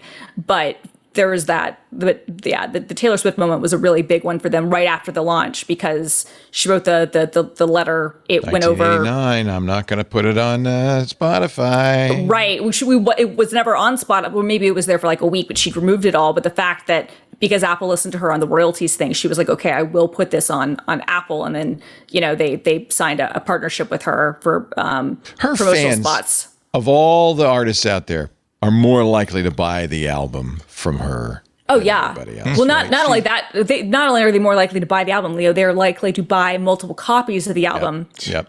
Which is why I have 36 copies of, one of the worst albums that the worst album she's ever released, which is, Life of a Showgirl. So yes, It is bad. Okay, thank you for saying that. Because It's not I a good listened to album. it and I thought, no, I don't get it. it's not good. But it's There are part a of few the, good- but it's part of the story. It is part of the story. Look, she is a generational artist. She is an all-time Yeah, I talent. She is my favorite. But no, Beyonce did the same thing. not. After Lemonade, which was so good, then she released something, and I don't even remember the name of it. And it was like, why? What are you doing? Spatial audio. Success? Failure? Remember Alex was so excited about spatial audio? I would say success in the sense that it has allowed Apple to have a marketing story around their headphones and about Apple Music. But it wasn't. As a so listener, people compared it like mono to stereo to spatial. It's the next thing, and I don't think it was. I agree. Was it? I mean, it's nice. It's nice, but if you don't have it, I don't think people really notice it. And also, it's not helped by the fact that there are settings, and you don't necessarily know: do my headphones headphones support that? And do I think that I'm getting spatial audio when actually I'm not? If you can't tell, then it really. Yeah, I mean, it's not. It's not. If you do an A/B test, yes, I think I'm going to prefer spatial audio. But the real the test is trumpet's when you over go my back left to shoulder. Amazing. Yeah, the real test is when you go back to B, you say, "Oh my God, I cannot go back to this." Like, no, I can go back to this. This is fine. Jason, are you a spatial audio? I mean, I love listening to multi-channel audio in my living room on multiple speakers. Yes. I had some DVD audio at one point, which you Yes. just put, it's just 5.1 and it's great. And I still have some, I mean, still have all of them. And I think I actually ripped them all to video files that I could put in my Apple TV or put on my Plex so I could actually hear them without having to get the disc out. But so it's not bad. And in fact, Apple's presence making it a thing has driven a lot of people to do spatial mixes. And some of those spatial mixes are amazing. And some of them are mediocre or pointless, and some of them are terrible because that's just how it goes. But some of them are amazing. My headphones, I'm sorry, it's a little bit like looking at a Vision Pro like 3D thing where you got to move your head around to get the 3D effect. It's kind of like that. It's like you gotta be doing this, and I don't want to be rotating my neck to the music in order to hear the soundstage shift. It's just not something I want to do. Yeah. So Yeah. I'm with you. I always turn off the head tracking part on it because it does nothing That's for me. so weird. So I hate that. I don't do that. And then worse than that, I have like a Dolby toggle, I guess, for the spatial audio because sometimes, to Jason's point, the mixes are really good, but many times they're not. And so I literally had to create a shortcut that just goes to that settings that I have available in Control Center so that I can quickly, like if it's playing on an album where the mix is not good, I can just immediately, switch it. But yeah. I mean, and it's not fully Apple's issue because others have tried 3D audio. There have been many different formats. Oh, yeah. No, I mean, none of them have really broken through. No, I mean, it all comes down to, again, I think Jason said, like, just the the quality of the mix. And I think a lot of this is just being done in automated ways, to be totally honest with you. And so I don't blame Apple for that. And I'm glad that it's a feature. I mean, I think that like having lossless audio, the fact that, you can upload songs that, you've previously ripped, and that it will keep it in the cloud for you. These are all features that have helped distinguish it from the other streaming platforms, and that they've, continued to do. Spotify didn't get high-res audio, which again, like I don't necessarily think is a huge thing for most people, how most people listen to music. But they didn't even get that until earlier this year. So Apple Music is not a bad service at all. I just, I won't use it on my Mac. Yeah. Well, anyway, happy 11th birthday to Apple Music. And I guess, that's that. You're listening to Keep on rocking in a free world. Keep on rocking in the free world. You're listening to MacBreak Weekly with Andy, Neil Young, and Co. Jason Snell and Christina Warren. I'm glad you're here. A couple of other security issues. There are 3 AirDrop vulnerabilities which have been discovered. This from 9 to 5 Mac. Ben Lovejoy. Apple is working on a fix. They're similar to ones in Android's Quick Share. An attacker who has to be nearby and has to have a laptop with Wi-Fi and a spot within range of 10 to 30 meters. No pairing, contact exchange, or shared networks is required if your Apple device is set to receive from everyone. So that's the good news. No data can be obtained. The bad news is there are services could be disabled. You probably shouldn't have your AirDrop set to everyone, I would say, would be the first thing. And Apple doesn't let you do that permanently anymore. No, they don't. I was going to say it limits you to 15 minutes, I think, because what was happening is that people were getting AirDropped explicit photos on genuinely like I won't say the euphemism for it, although it was a good one. Oh, I know which Christina, one. I told this story here before you joined the panel, which is I was sitting at a baseball game and I got a picture of Dick Van Dyke. It said, "You've been sent a dick pic." That's actually quite funny. That is very funny, actually. That's San Francisco for you. That's actually it's tech nerds in the baseball stadium doing specific images that are designed to show you why you shouldn't leave your AirDrop on, and that is what happened to me. Amazing. That honestly, that's the best dick drop you could possibly get. I know, right? Like, Van Dyke. It's the Van best. Dyke, that's so good. This is many years ago. We were doing MacBreak Weekly at an Apple store, the downtown Apple store in San Francisco, and some bad guy sent that picture to everyone in the store. It was quite a shocker. They found him quickly because he was sitting there chortling. So anyway, this is something to be aware of. I think the best thing is just don't do it to everyone unless you know it's time. Somebody, I love AirDrop. It's the best.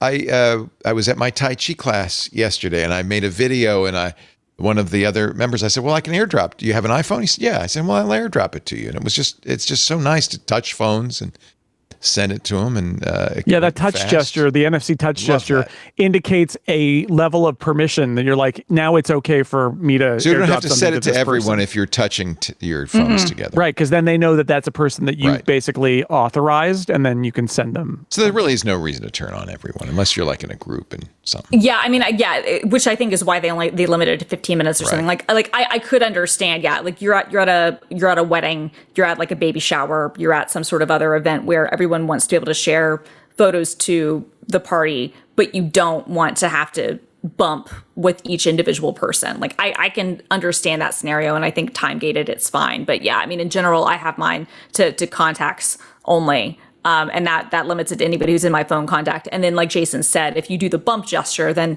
you're physically touching phones and you're making the conscientious kind of like, pact to say, okay, I will exchange, stuff with you. Yeah. Here's some good news or bad news, depending on your attitude towards animated GIFs or GIFs. Google, I didn't know Google owned Tenor.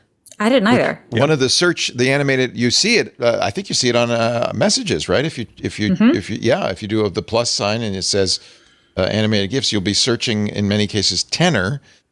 Google owns it. They're killing the API. So bye-bye Tenor animated GIF search. Is Giphy still around, or Jiffy? It's owned by, or I thought it was owned by Facebook or Meta, excuse me, or one of them. And I mean, there have been a couple. These things have gone through a number of different owners over the years. But so to the point that I forgot that Google owned Tenor, and I worked at Google. So I don't know. I mean, it'll be interesting to see. Like, they're shutting down the API, but they're not killing the service. I mean, presumably, I would assume if you're someone like Apple who's built it into your images search, I would assume it might still exist. I would assume that they're not using a public API. Like, you might. I don't know about this. I haven't looked into this. I just saw like the story. Twitter uses it, and they've migrated. Discord used it, and I now see we're using Clippy, so they've changed. People are obviously aware of it. WhatsApp and Blue Sky apparently also used Tenor. Tenor.com will stay there with full search capabilities. You just won't have an API. So I think the companies that are using that API will just move on. Yeah. And now, ladies and gentlemen. Oh, no. Oh, yes. It's time for the Vision Pro segment. What do you see? What do you know? It's time to talk the Vision Pro. Can we watch FIFA soccer, the World Cup, in the Vision Pro? Of course. Can you? Just looks like a TV. It's like a TV screen. Okay. Opportunity missed there, but okay. Yeah. Apple has MLS. I thought maybe, but no. FIFA, totally different bag. Different company, different group, different rules. I want to know if their Apple Watch stats, that suddenly they're recording a lot more like caloric consumption with exercises involving rowing during World Cup games. I was watching the F1 race last week, and the fans in the stand they must have been Norwegians, were doing this, even though they were in Austria. They were doing this. It's hysterical. It's the best thing ever. I just love it.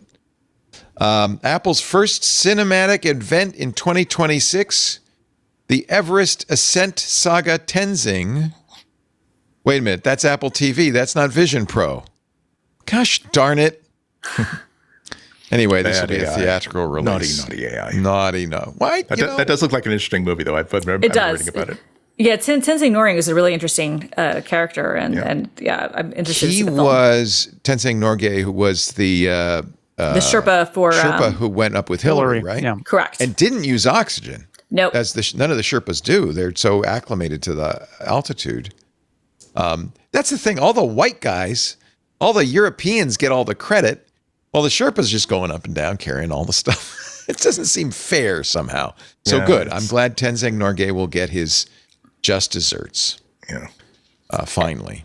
Anybody who ever wants to read a good book about some of this stuff, I mean, just about mountaineering in general, it's 30 years old now, which is crazy, but Into Thin Air is always a recommendation. It was about a deadly about the 1996. About the 1996 disaster, and he wrote it very, very quickly after the disaster, which is now no longer the deadliest. There have now been several others that have been deadlier seasons, but that was John Krakauer, who's a mountain in but also a very, very, very good journalist. And so the fact that that book came out of that, but it goes into the history of summiting Everest and the Sherpa community and things like that. So it's a good read. Cool. Well, there is a Vision Pro story, but I'm not sure it's a great Vision Pro story. The Apple executive in charge of Vision Pro is leaving, and he's going to OpenAI, where I bet you he's going to work on those glasses. The whatever OpenAI is doing with Johnny Ive. Paul Mead is the VP in charge of Vision Pro and smart glasses, leaving to join OpenAI's hardware unit.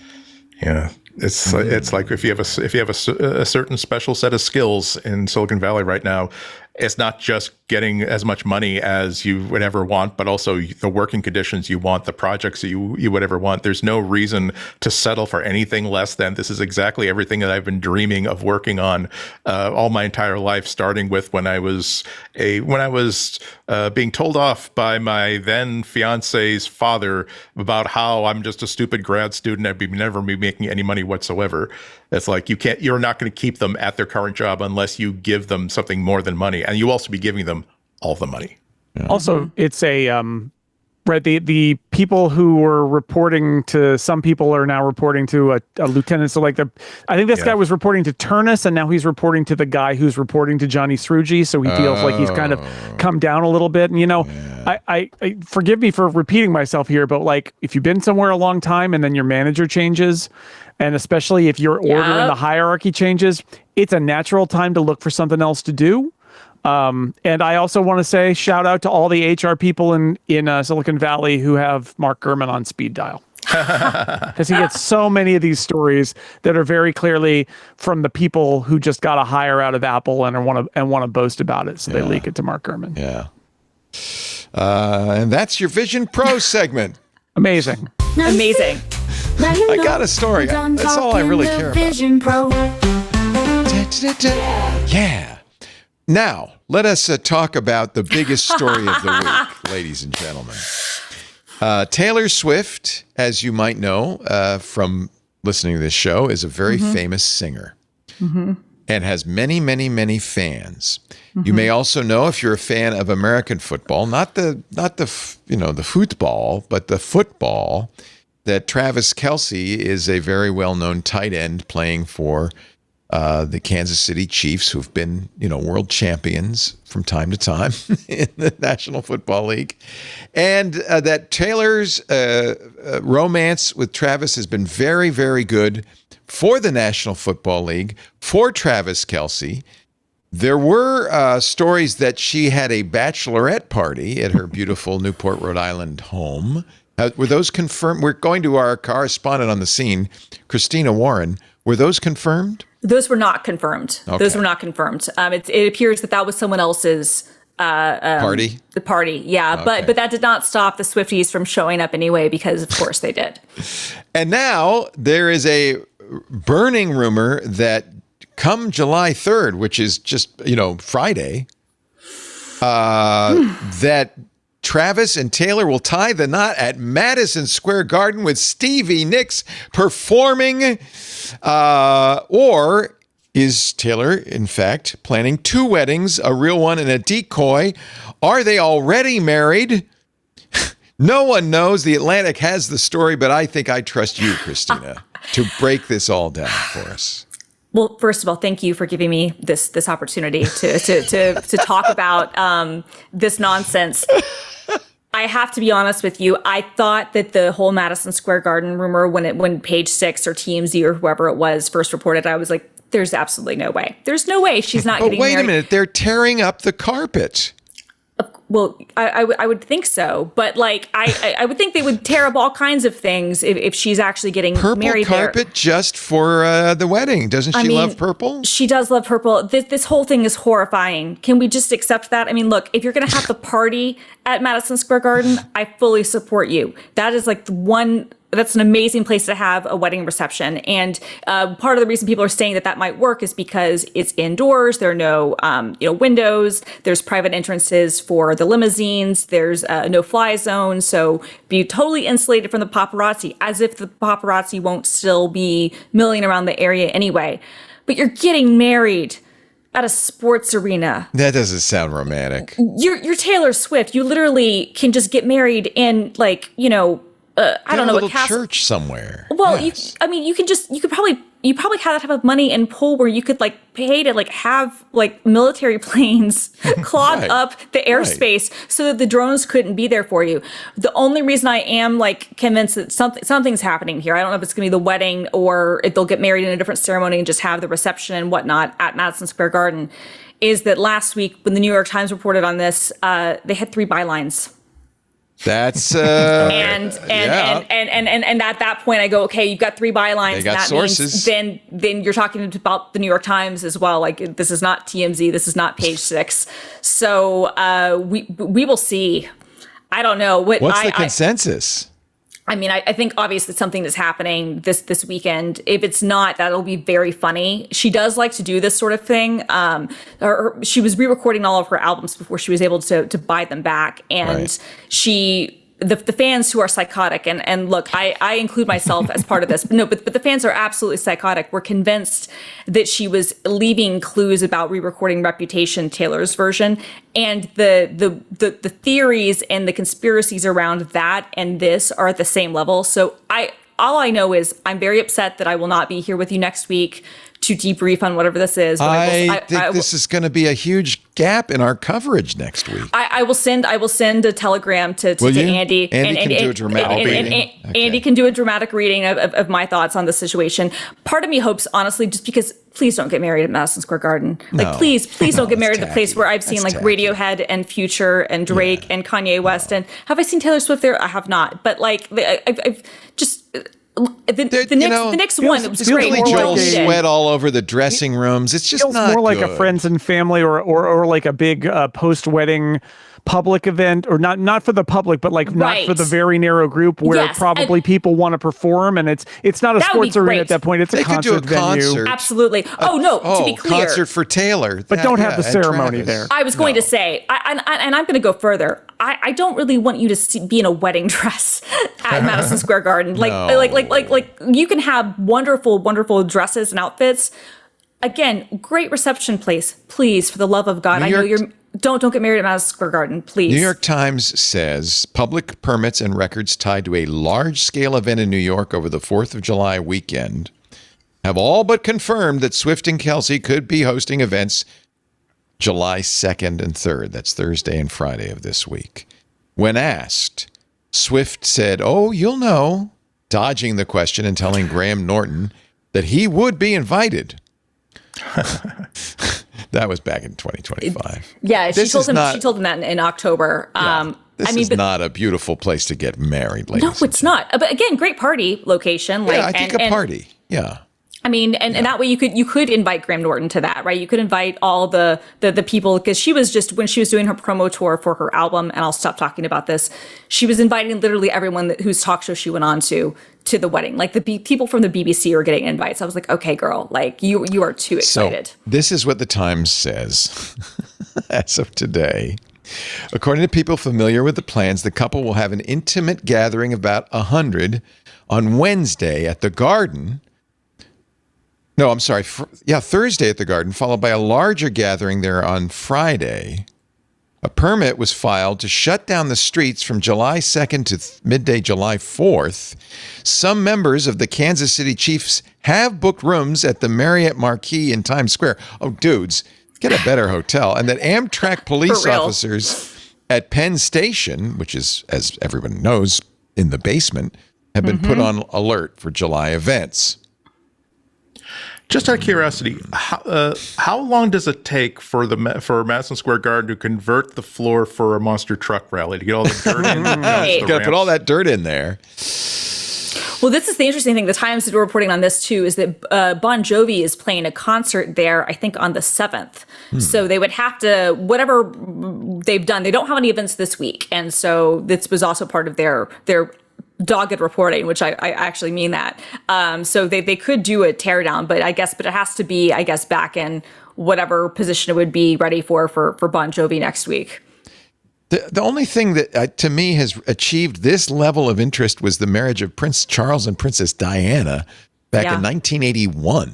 I mean, this is crazy. No, this is crazy. My friends and I were talking about this. Like, this is literally the biggest royal wedding in our lifetimes. Like, it is. It because we weren't around for the Diana and Charles, and this is. And you would ridiculous. want to do this before preseason NFL football. You'd like to get this out of the way before the football season. Well, it starts in August. Good knees to walk up the alley. Yes, he's going to need the bug.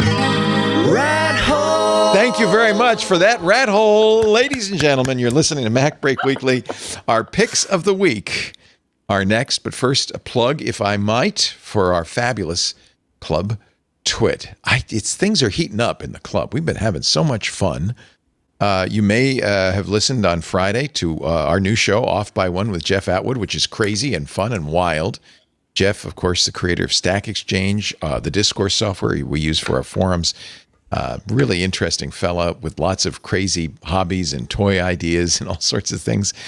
This coming Friday in the club, it's our AI user group. This is where quite a few of our club members are very much into AI, and this is where we talk about. Quick correction, it's actually being pushed to next Friday. Oh, it's not? Oh, because of the 4th of July. That makes sense. So we're going to do it on the 10th. Normally we do it on the first Friday of the month. Okay, the 10th, 2 p.m., but that's going to be a very interesting show. We will have lots to say, maybe even about Fable by then. Micah's Crafting Corner coming up on the 15th. You can chill time where you can hang out with Micah, and he's going to be doing, I think he's going to, what is he doing now? Origami still? He's done paint by numbers. He's done crochet. He's done Lego. You bring your own craft and hang out with Micah. The 17th, photo time with Chris Marquardt. I have to fix that typo. It's not Costal. It's Coastal is the theme. And Micah's Media Club, I think right now it looks like we're going to be doing the Matrix for the Media Club. The votes, I think, are almost all in. Anyway, that's one reason to join the club. Hanging out in our great Club Twit Discord is another fun thing to do. And, of course, you get ad-free versions of all the shows, but I'll give you the real reason. We need your support. If you appreciate independent journalism about the subjects you care about, without fear or favor or ownership by a big company. If we represent the users. If you care about that, we need your support because advertising doesn't, I know, yes, we have advertising, but it doesn't cover all the costs. Right now, it's about 60 to 70% of the costs. The club makes up the difference. So if you like what you hear and you want to hear more of it, twit.tv/Club Twit. We would really appreciate all of your support. Now, it's time for the picks of the week, and I'll kick things off because, Andy, you mentioned something I thought was kind of interesting. The idea of running local models on your iPhone. I guess it's not exactly a local model, but two of the big AI companies have announced iPhone and iPad apps. Cursor, which was purchased a short while ago by SpaceX, is now releasing its iPhone and iPad app. I'm not sure. I guess it's agentic. Cursor, I always think of it as an editor, kind of like an IDE for AI. But now with Cursor, you can launch coding agents from anywhere, track and manage active engineering work, review screenshots and videos of changes. Very, very interesting. OpenClaw is doing the same thing. OpenClaw, which is now, the guy who started it, Peter Steinberger, is now works for OpenAI, but OpenClaw is still an independent organization, and the official OpenClaw mobile app has now come to iOS and Android as well. So if you are the kind of person who likes to converse with your agent, I was trying to figure out yesterday, I was in the car, and I was trying to figure out how I could talk to my agent through Telegram, and I don't think there's any way I can really talk to them on Telegram, but fortunately, I just press a button on my watch or my iPhone, and I can talk to them and get them to do things while I'm not around. But now there's official ways to do that in both iOS and Android. So, and I will mention one more thing, real briefly. I didn't know about this. Oh shoot! I have to sign into GitHub to see this. Apparently, there's some sort of cursor lag with the Neo.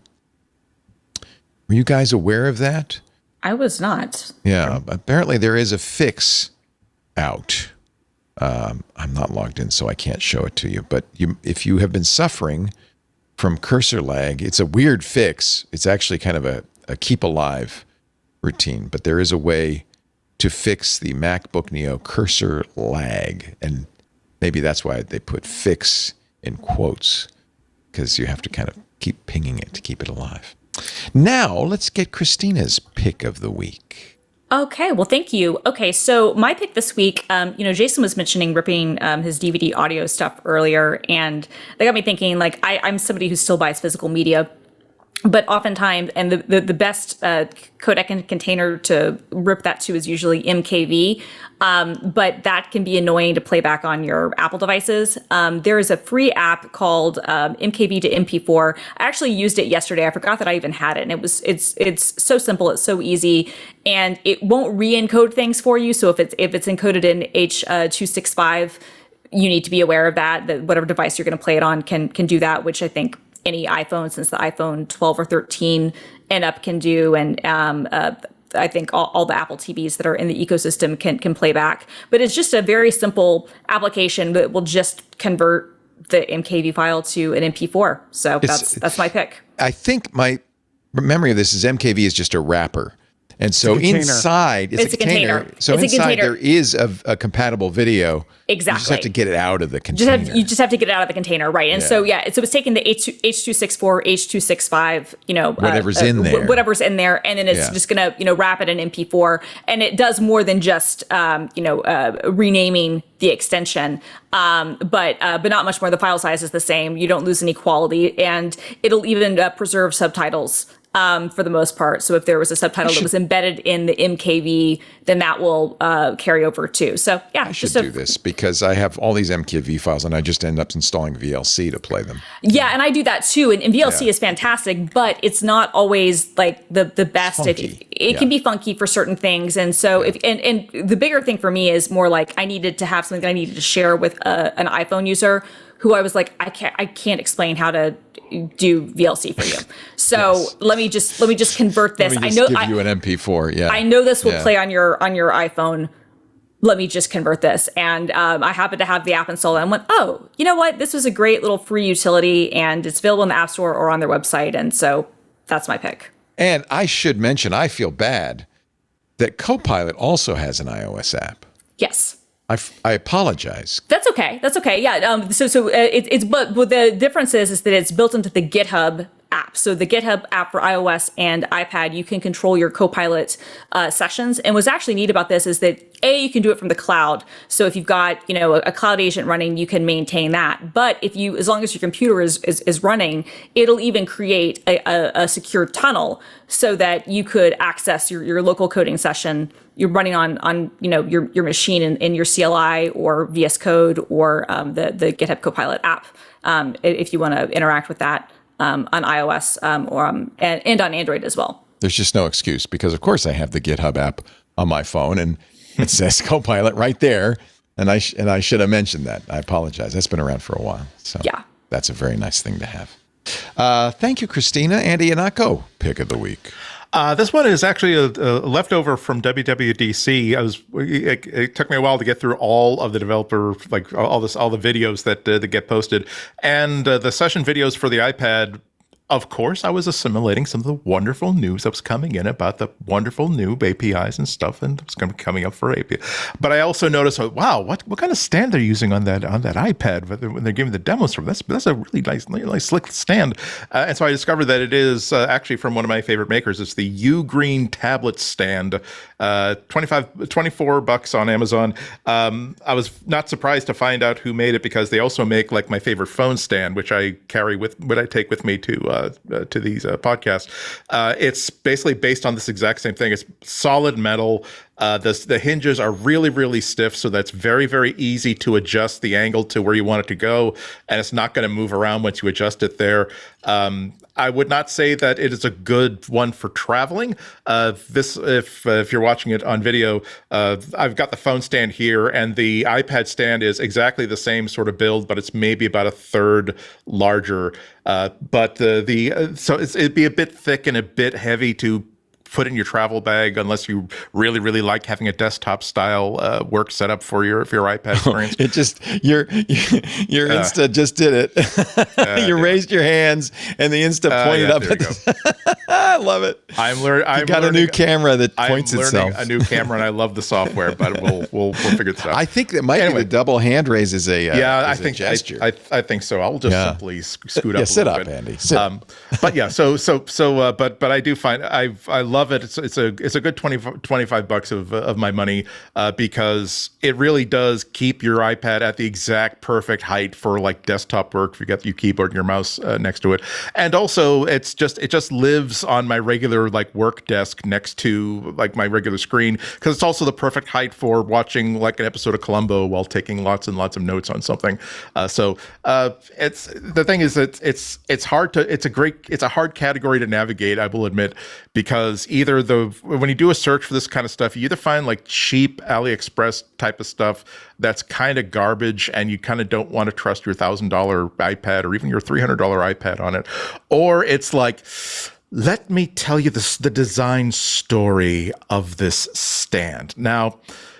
Burma back when it was called Ikmatsu, had a tradition like, oh God, this is going to cost me a lot of money. I can't afford a tablet stand that has a design story behind it. Just elevate it and let me tilt it a little bit. But this is like the best of both worlds. Really well designed, really, really sturdy, really, really convenient, and just $25. So that's a very reasonable amount of money. So it's a low tech thing that's given me a lot of pleasure and happiness and productivity in the past couple of weeks. I'm glad you showed it because it looks bigger on the Amazon site. Because that is the tablet version of this. This is I see. They make a version of it that's like $15. I think so it is bigger. Okay. Yeah, exactly. I think this was a previous pick of the week, but you can see how well, again, it's solid metal. Yeah. And like I said, it is about, it's probably, imagine like this wide for like the width. Wide is So it can hold my 13-inch iPad Pro very, very solidly. Nice. Yeah, it's a little more compact too. I like that. Yeah. Thank you, Andrew. Let's wrap things up with Jason Snell. Hello. Pick of the week. Hello. So my favorite podcast is, after this one, of course, is and all the ones I'm on, is The Rest is History, which is a wonderful won Apple's award for the best podcast last year. I don't know this great one. Two great British historians. They're doing a series right now about the American Revolution, which they referred to as a bunch of tax dodgers, which is great. It's very, very fun. Fair. They have the greatest piece of podcast merch I've ever seen. It's the next link in our show notes. It is the Icarus in association with Icarus, which makes custom football jerseys, soccer jerseys. They have created the historical World Cup soccer jersey. You can choose from, and I am not making this up, the Aztecs, where you can get a Montezuma jersey if you would like, or a Malinche, or there's others because it's historians and they did a whole series about it. There is the Royal Navy. You can be Nelson or Lady Hamilton if you prefer. They have Rome, where you can be various Romans. The best part about that is the number on the back is a Roman numeral. Oh, and Austria-Hungary, if you fancy yourself in Habsburg yellow, you can do it. And you can choose to be either Franz Ferdinand or his wife, Sophie, both of whom, of course, sadly assassinated on the streets of Sarajevo, kicking off World War I, which you'd know all about if you listen to The Rest is History. Anyway, 4 custom historical soccer jerseys. This is not the first time. They have Gilgamesh, the Mongol Empire. They have a lot of them. There's a bunch that are not the partnership with The Rest is History that Icarus has done. And then they also have a business making it for your local team or whatever. They'll make them. But these are the 4 new ones in association with The Rest is History. And did I buy a Montezuma Aztec jersey? Yes, of course I did. What are you even asking me for? Oh, I asked myself. Are they called the Revenge? No. It's and in fact, if you want, you could also get Cuauhtémoc, who followed Moctezuma, or Malinche, who was the translator for Cortez cool. during that. She was cool. She had an axe. The great story. Malinche was like their translator, and also she had an axe to grind because the Aztecs had killed all her family. So there's a question about whether she faithfully translated everything that she told them, but we don't know. Anyway, if you would like my dear friend Mike Hurley, who also loves The Rest is History, texted me one morning and he said, "I've already bought the Nelson jersey." I'm like, well, you're a good British subject. You should get Lord Nelson's soccer jersey. Is there only one arm on that, one sleeve on that shirt? I think you gotta like tie it up. You kind of gotta. It depends on when in his career, whether it's after they blew his arm off or not. So yeah. All right, now I'm gonna listen to this podcast. So now, do I have to buy it to listen to it, or no? There's a membership, but it's also just free with ads. And it's very, very good. And yeah, try the American Revolution series, which is out right now, or they just previously did a series about national anthems that was tied to the World Cup, which is there's some really interesting historical stories about why people's national anthems are what they are, including our own. I'm confused because I thought Germany's national anthem was not Deutschland über alles, but that's the one they play at the F1. I'm very confused. Well, there's a whole podcast episode explaining where that music came from and which verses they read now versus which verses they used to read, and how the Nazis actually kind of like took it. And then because the Nazis were really good at this of like, what can we do for maximum propaganda effect and all of that. So it's all in The Rest is History. It's a great podcast. I love it. I love history. I was a history major. I just love it. That's it's great. Funny. Listen to this. The guys it's two expert historians. It's funny. And I've said here before that, Mike and I are going to do an Apple history podcast, Design in California. How's that going, by the way? We are, Kickstarter closes tomorrow, designed.fm. If you want to support it at the last, it's going great. We have surpassed our wildest dreams. So it's going to be fun. We're going to have a lot of fun, but our entire inspiration was The Rest is History. We want to do that for Apple. So good. Very good. Check it out.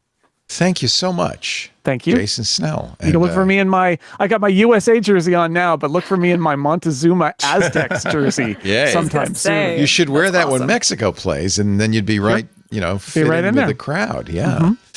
Jason Snell is at sixcolors.com. Actually, I had a whole bunch of Six Colors stories that I didn't get to. Oh, I apologize. That's fine. I owe ya. But if you want to read every day the stuff that you're going to end up talking about on Tuesdays, actually, this is the place. That's the thing I wanted to mention too, just offhand, is that last week was my last Macworlds.com column. Wow. I'm not going to do that anymore. Wow. And I heard, which is, it's a nice 11-year afterlife after I stopped working there, where they still paid me and my name was still on their website and I had access to their CMS. It was just it was all bonus, but I have so much else going on now. It's a perfect time to stop after about 500 columns in 11 years. Yeah. Congratulations. But I've heard from a bunch of people who are like, oh, I'm going to be sorry to see you go. And it's like, sixcolors.com, man. I've been there for 11 years. I'm writing all the time and everything I do is posted there. So sixcolors.com. That's paying attention. That's where you go. They ain't paying attention. They're not. Jason does a plethora of podcasts at sixcolors.com/Jason. Yeah, you can see them. The wonderful Christina Warren works at GitHub. I didn't give you a plug all day. I'm going to give you one now. She's developer relations there. In her spare time when she's not covering Taylor Swift. That's true. She does a little bit of that. She's going to Berlin next week for GitHub. I am going to Berlin next week, yes. If you're in Berlin, go see, what's the event? I think it's called We Love Developers. I think that's what the conference is called. Anyway, if you happen to be there, be at Berlin, hit me up on Twitter or Mastodon or Blue Sky, and or give me suggestions for places to go. You've been there before. I have, but never in the summer actually. So you have to wear black leather even in the hot summer, and it's been really boiling in Europe. Yeah, this is what I've heard, and so I know that they're in the middle of a heat wave. So great timing on my part. I will have to I guess you could wear black leather shorts. That'd be okay. That's true. That's true. And then you got to go to the Kit Kat Club. I know that much. Or is that old? That's over. Anyway, I think you're going to have a great time. We will miss you next week, but you're coming back the week after, right? Absolutely. I will be back the week after. Yeah, this was a last-minute trip. Otherwise, I would have had more notice. I knew when we asked you to fill the Alex Lindsay Memorial Chair that there would be some issues with you actually having a job. Unlike Andy, that you might, from time to time, be forced to vacate the studio. So we're happy to support everything you're doing. We appreciate it. And Andy Anako, how is the new website going? Extremely well. I've got some stuff about the new M5 coming up. I've got basically a bunch of stuff that I thought was going to be finished 3 days ago. They're going to be finished tonight. So some more posts coming up. I'm getting up to a regular cadence now, which makes me very, very relieved and happy. IHNATKO.com. Thanks, all three of you. Thanks to all of you watching. We do MacBreak Weekly every Tuesday, 11 a.m. Pacific, 2 p.m. Eastern Time. That's 1800 UTC. You can watch us live in the Club Twit Discord if you're a club member. Otherwise, on YouTube, Twitch, X, Facebook, LinkedIn, or Kick. Plenty of places to watch live. After the fact, on-demand versions of the show, audio and video available at our website, twit.tv/MBW. There is a YouTube channel just for the video. Great way to share clips with friends and family, help spread the word about MacBreak Weekly. And of course, you can always subscribe in your favorite podcast client and have it right next to the rest of history. You could have 2 great podcasts for the price of none. All of that, if you are, by the way, subscribing, do leave us a good review. That would be nice. A little 5-star review would help spread the word as well. Thank you, all of you, for being here. We will see you next time. But as I always say at the end of every MacBreak Weekly, it's time to get back to work because break time is over. We'll see you later.